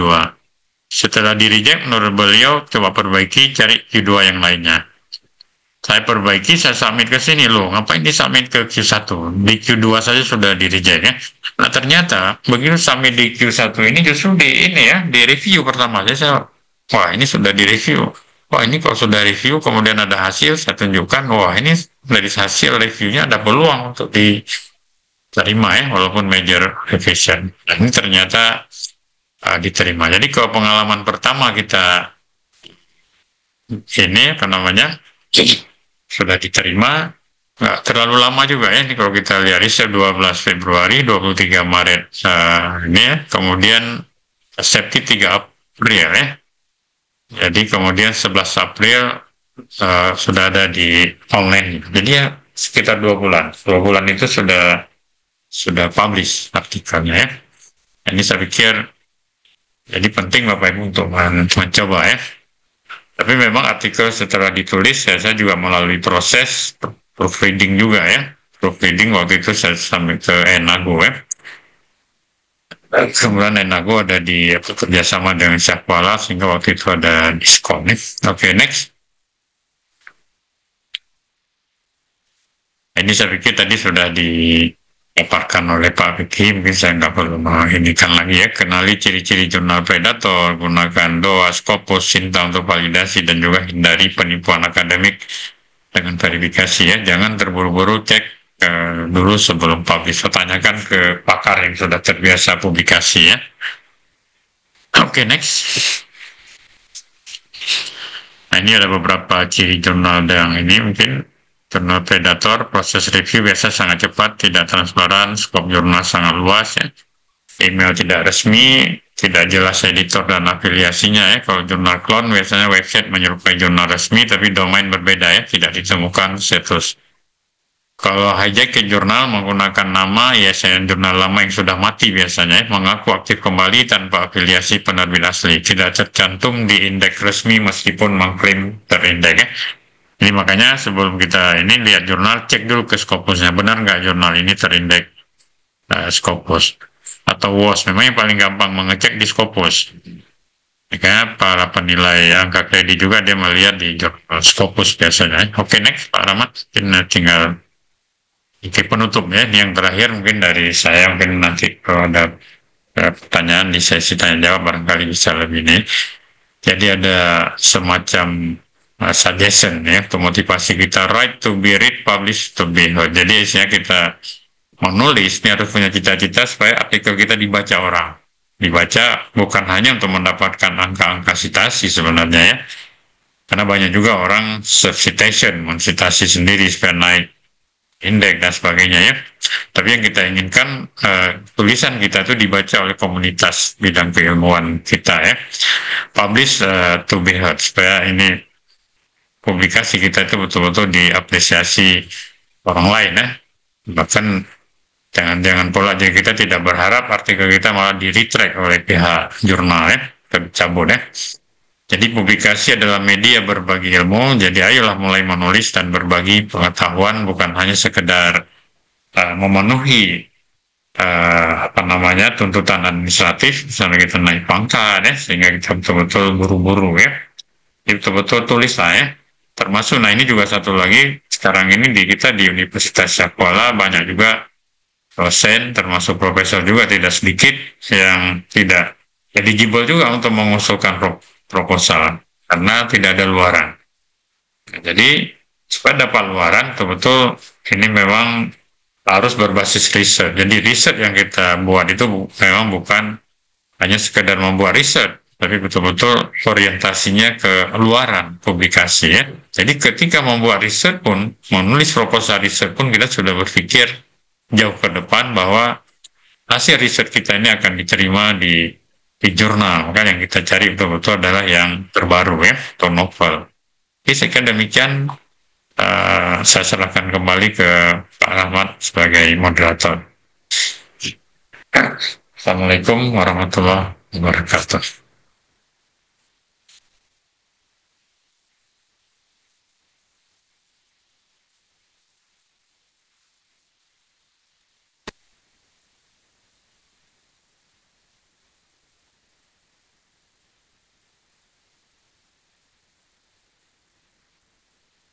Waalaikumsalam warahmatullahi wabarakatuh. Baik, terima kasih Profesor Hasan atas pemaparan materinya. Baik teman-teman partisipan semua, sekarang kita sudah masuk ke sesi selanjutnya, yaitu diskusi dan tanya jawab.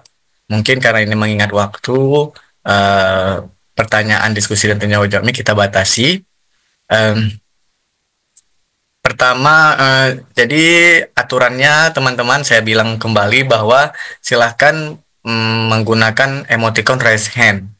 Ya, jika ingin ada yang bertanya langsung, silahkan gunakan emoticon raise hand.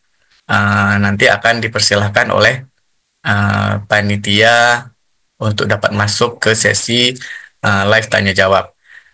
Sambil menunggu respon dari teman-teman, ini ada yang sudah masuk juga di kolom chat. Itu yang pertama ada dari Bapak Khairil Anwar, ya.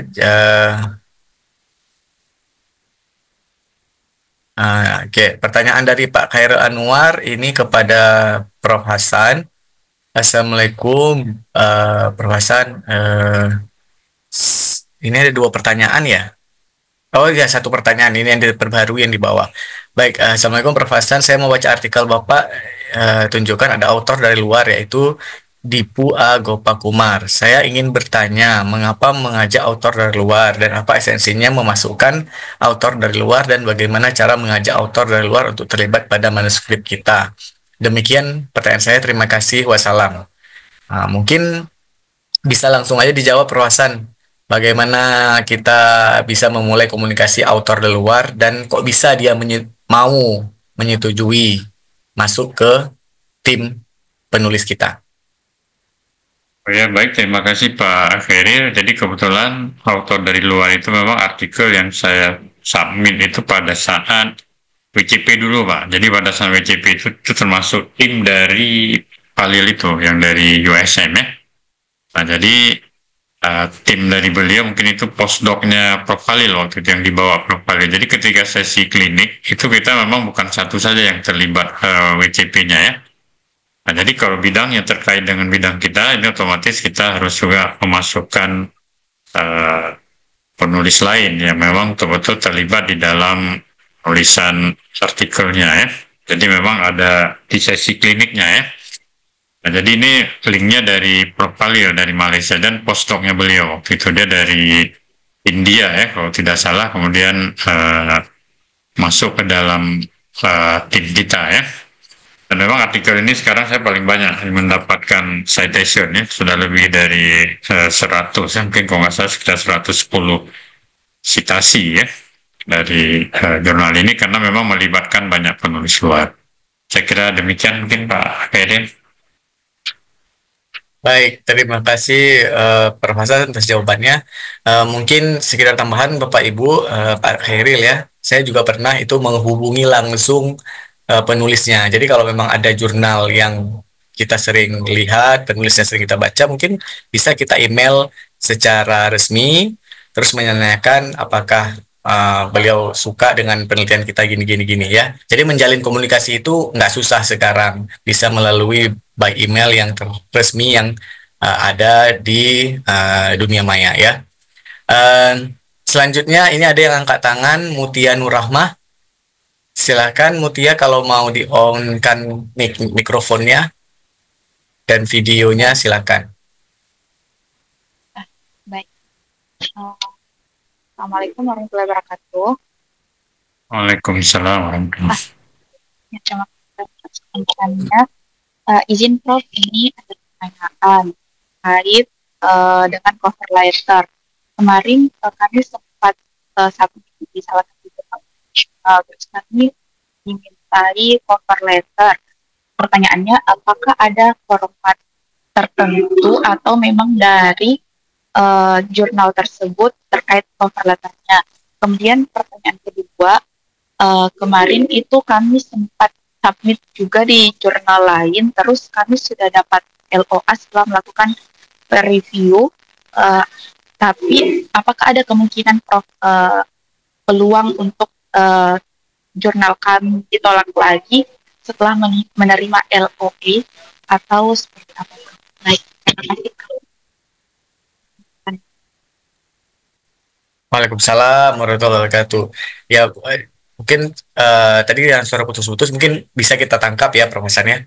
Mutia menanyakan tentang mungkin lebih kayak tips trik menulis cover letter, apakah ada template tertentu atau setiap jurnal beda-beda cover letternya atau gimana.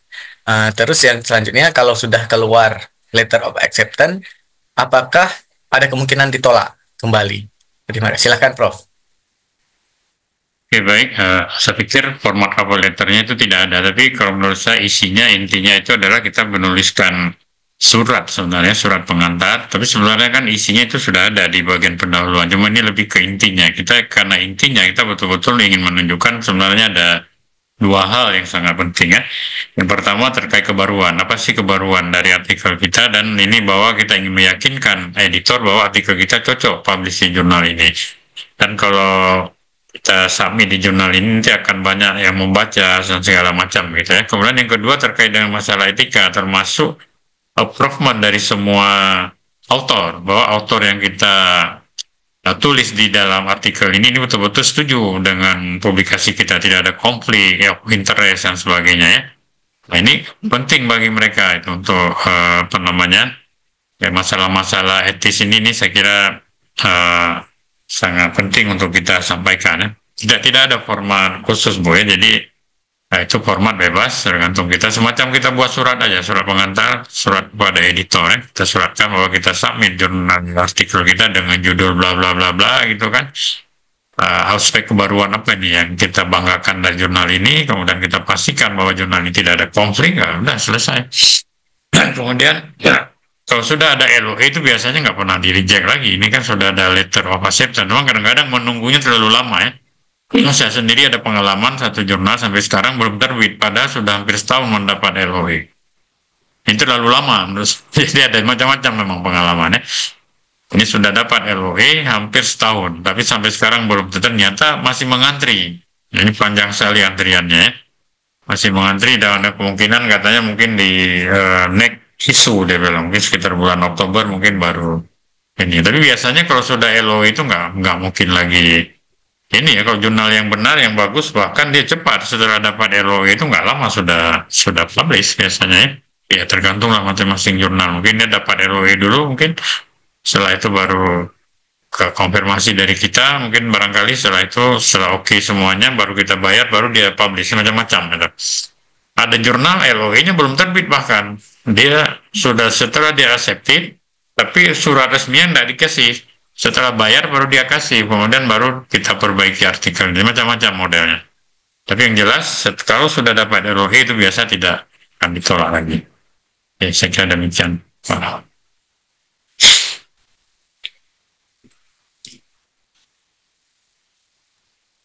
Baik, terima kasih Prof. Hasan. Selanjutnya ini ada pertanyaan lagi dari kolom chat, saya bacakan dulu. Ini dari Muhammad Akili. Nah, dia bertanya tentang, Assalamualaikum, izin bertanya Prof, jenis artikel itu kan ada dua ya, ada artikel riset dan artikel review. Terkait artikel review, adakah tips dan trik publikasi artikel review dari menyusun manuskrip hingga submit? Terima kasih. Nah, itu pertanyaannya Prof dari Akili. Muhammad Akili.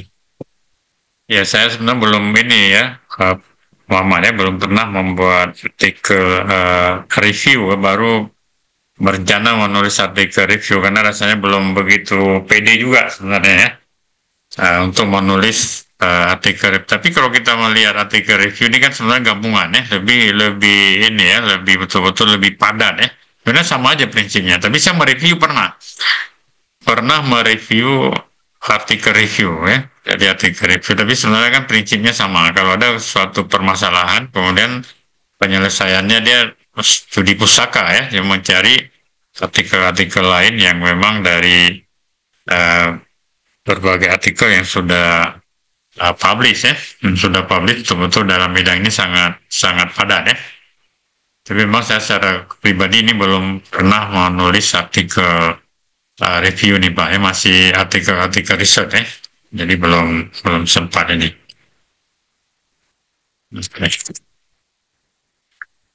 Baik, mungkin dari Pak Vicky atau Pak Dedi ada mau menambahkan terkait artikel review ini? Pak Vicky, halo? Cukup Pak Vicky? Halo? Iya, halo. Ya. Ada mau ditambahkan nggak Pak Vicky terkait menulis artikel review mungkin?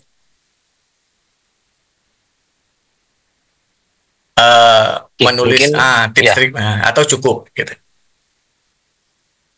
Ya mungkin menambahkan saja sedikit terkadang artikel review ini lebih mudah ya kita lakukan.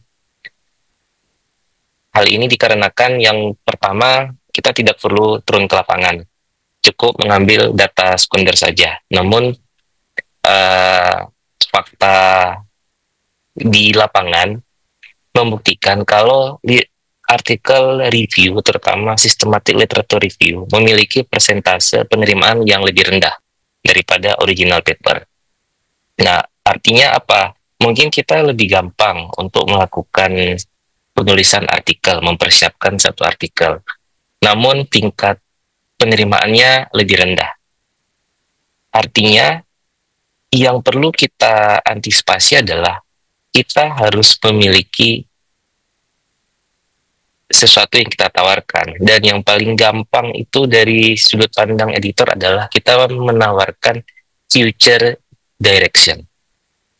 Nah, future direction itu terkait apa yang mungkin menjadi kebaruan di masa depan, dan tentunya dilatar belakangi oleh penelitian-penelitian sebelumnya. Dan untuk review paper memang ya selain future direction yang harus kuat dan jelas, namun juga harus sedikit lebih tebal daripada review paper,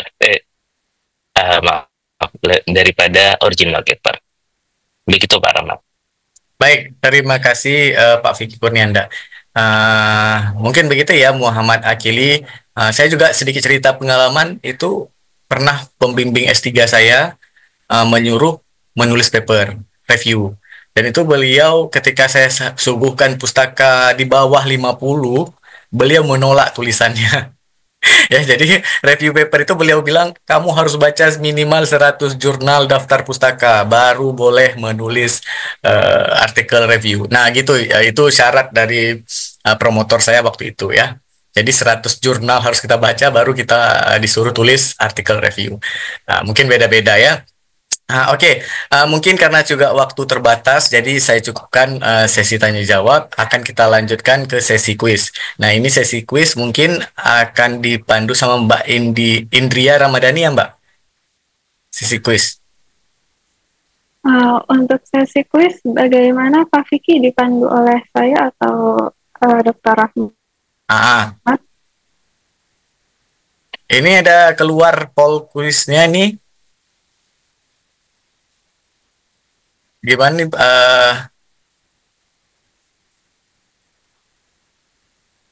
Oke, kuisnya berarti ini langsung dijawab aja ya, Pak Vicky ya?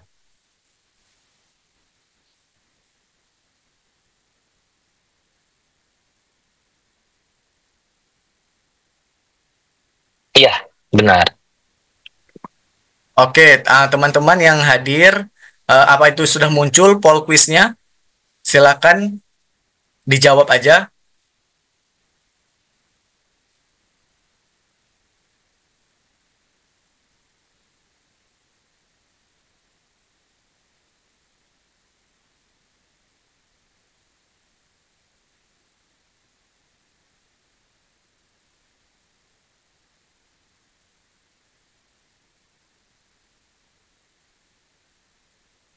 Ini kuisnya harus ada yang saya share nggak, Pak Vicky, kira-kira?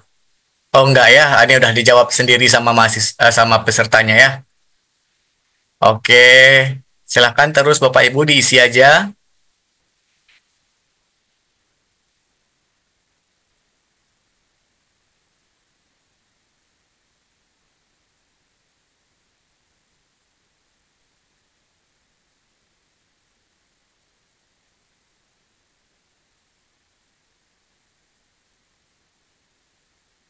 Ini enggak, QR code-nya nggak usah saya share kan, Pak Vicky kan?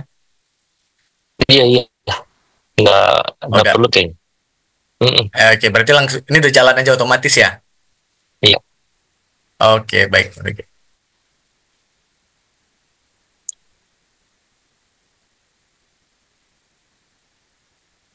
Silakan Bapak Ibu yang hadir mengisi kuisnya. Ini baru 27% yang berpartisipasi. Silahkan semuanya langsung diisi saja, jangan di close dulu kotak pop up-nya.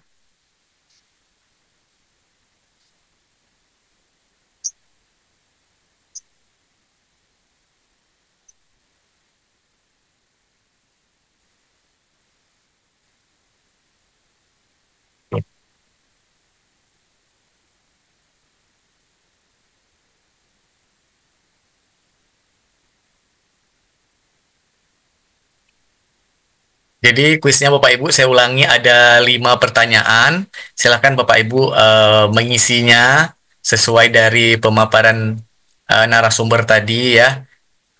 Mungkin menurut Bapak Ibu mana yang mungkin ini jawabannya gitu ya. Nggak mesti harus benar ya, nggak mesti harus benar. Isi saja menurut keyakinan Bapak Ibu ya. Kalau mau minta bantuan sama Tuhan yang Maha Kuasa. Ya. Ya, ada 42% sudah berpartisipasi. Silakan Bapak Ibu, waktu sudah berjalan 3 menit untuk sesi kuis. Silakan diisi. Batas waktu pengisian mungkin berapa menit Pak Vicky? 5 menit, 10 menit? Menyesuaikan Kalau aja kali ya. menyesuaikan aja ya. Oke, baik Pak. Iya. Mungkin Bapak Ibu kalau udah 80%, ini baru 44% yang berpartisipasi. Silahkan mungkin yang belum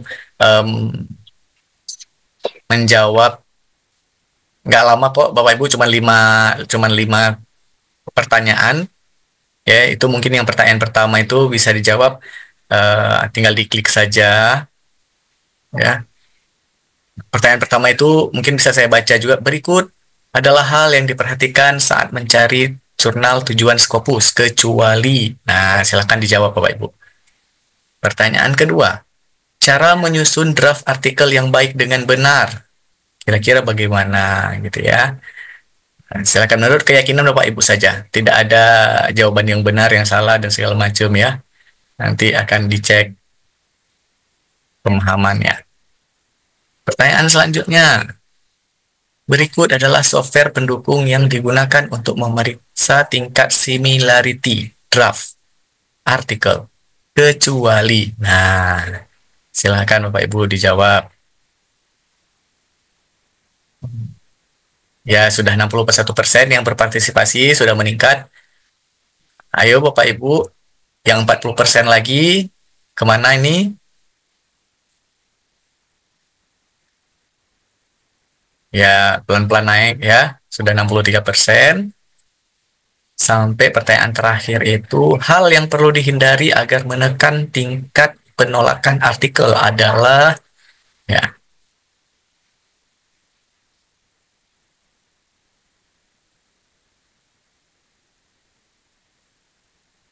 baik, sudah 65%, 66%.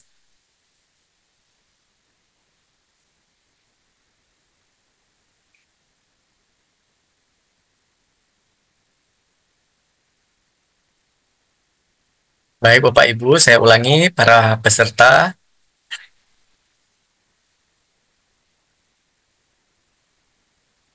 Silakan dijawab kuis yang telah muncul di kotak pop-up. Diisi saja.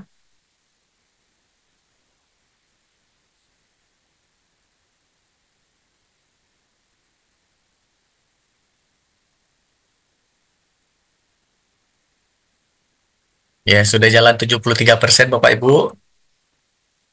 Ya, 74% yang sudah berpartisipasi terus naik. Yang belum mengisi kuisnya, saya harapkan dapat mengisi kuis yang muncul.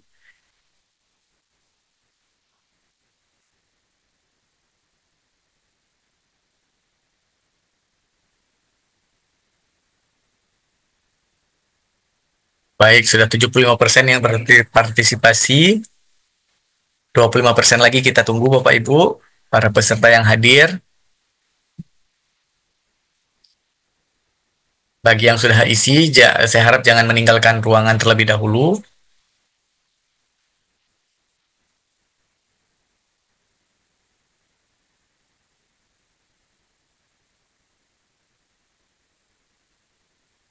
Sepertinya ini udah melambat ini Pak Vicky. Responnya sudah 75%, sudah bagus, tapi kita harap kalau bisa 99% Bapak Ibu yang hadir mengisi.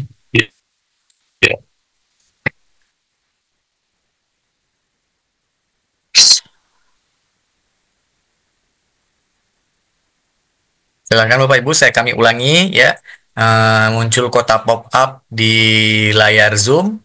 Silakan yang belum menjawab sesi polling quiznya, silahkan dijawab menurut kepercayaan masing-masing ya. Jadi tidak ada nilai tertentu di sini. Kami hanya ingin melihat kira-kira gimana pemahaman kita selama mengikuti ini ya.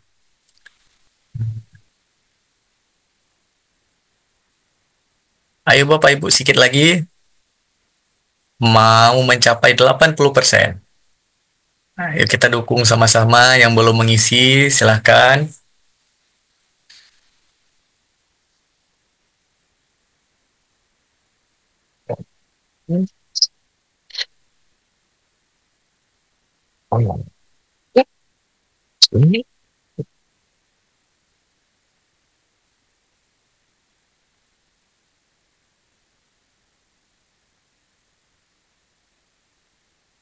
Silahkan Bapak Ibu yang belum, ya sudah 80% ya. Jadi dari 135 partisipan, 108-nya sudah mengisi. Kita tunggu mungkin 22 orang lagi ya. 27, 20 ya. 109, silakan Bapak Ibu.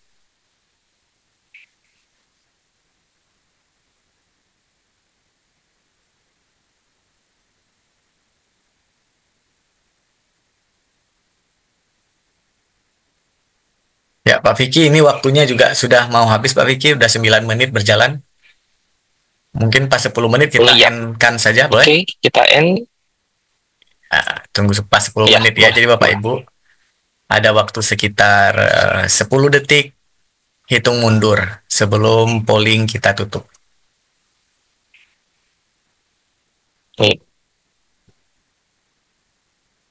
Oke.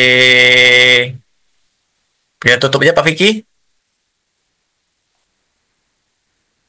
Oke Bapak Ibu, silakan. sebelum ya webinar quiz ended ya. Jadi setelah sukses terkumpul 81% partisipan, sudah sangat baik Bapak Ibu ya, respon yang cukup baik. Nah, mungkin ini penasaran nih, kira-kira jawaban yang mana gitu ya. Baik, coba saya baca aja secara cepat. Untuk pertanyaan kira-kira berikut adalah hal yang diperhatikan saat mencari jurnal tujuan Scopus, kecuali. Nah, jawaban yang tepatnya itu adalah fast track ya. Jadi kita perlu melihat itu skema Go Journal Rank, IMN Scope, Quartile Rank, itu perlu. Nah, kecuali berarti yang salah, yang nggak perlu kita lihat adalah dia fast track atau bukan. Oke, soal yang selanjutnya, cara menyusun draft artikel yang baik dengan benar adalah dengan cara, ya, dan itu jawabannya, dan yang benar adalah membuat draft artikel berdasarkan metode IMRAT. Ya, dari metodologi dulu kita susun, kemudian baru terakhir pendahuluan, ya. Baik, selanjutnya, berikut adalah software pendukung yang digunakan memeriksa tingkat similarity, kecuali, ya, the correct answer-nya adalah DeepL. Oke, next. Berikut adalah merupakan poin yang dicari oleh reviewer dalam artikel, kecuali berarti yang salahnya adalah kesesuaian aturan format template. Berarti nggak terlalu dilihat ya. Hal yang perlu dihindari agar menekan tingkat penolakan artikel. Nah, jawabannya benar adalah hasil penelitian bersifat duplikasi. Jadi hindari, jangan menduplikasi penelitian orang. Oke. Baik, Bapak Ibu, mungkin itu saja terkait dengan kiat publikasi jurnal Scopus kita pada siang ini, pada pagi sampai siang ini. Saya Rahmat Rizky Fazli sebagai moderator acara ini, mohon maaf apabila kata-kata saya yang kurang berkenan. Semoga sudah dimaafkan. saya izin undur diri. Wabillahi taufiq wal hidayah. Wassalamualaikum warahmatullahi wabarakatuh. Salam sejahtera bagi kita semua. Selamat siang, selamat melanjutkan akhir pekan Bapak Ibu. Saya kembalikan ke Mbak Indria Ramadhani MSc. Terima kasih.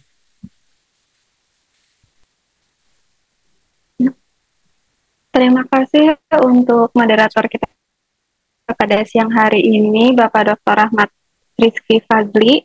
Dan terima kasih juga untuk pemateri Profesor Dr. M. Hasan serta sambutannya dari Dr. Dedi Syahrizal dan juga Bapak Vicky Kurnianda PhD. Untuk acara selanjutnya mengenai informasi lebih lanjut terkait sertifikat materi itu nanti akan kami kirimkan sekitar 2-3 hari setelah acara ini selesai melalui Bapak Ibu yang terdaftar. Jadi nanti mohon untuk dicek emailnya secara berkala, akan masuk lewat inbox ataupun spam. Untuk email yang dikirim akan berasal dari email peserta absensi kehadiran. Jadi Bapak Ibu mohon untuk mengisi absensi yang sudah disediakan linknya. Dan selanjutnya kami juga menyediakan terkait grup diskusi. Untuk linknya juga nanti akan diinformasikan ke email Bapak Ibu peserta webinar hari ini.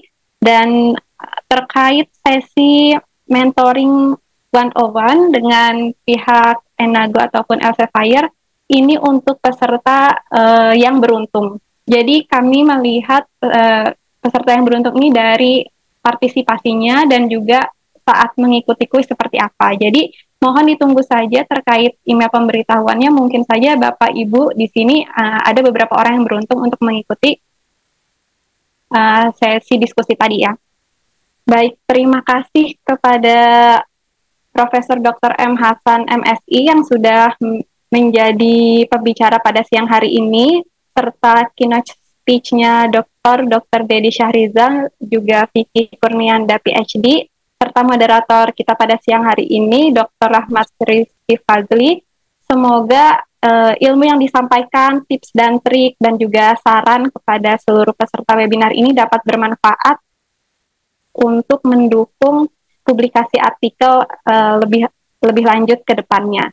Dan atas nama Rafi Institute, juga seluruh pihak yang terkait, saya Indria Ramadhani, mohon maaf jika terdapat banyak kendala terkait teknik ataupun hal lainnya. Terkait info lebih lanjut seperti yang sudah dijelaskan, untuk para peserta dimohon untuk menunggu 2-3 hari terkait kelengkapan materi dan sebagainya di email pribadi masing-masing. Jadi sekian, saya tutup acara siang hari ini. Wassalamualaikum warahmatullahi wabarakatuh. Selamat siang dan sampai jumpa di acara webinar Rafi Institute lainnya. Terima kasih.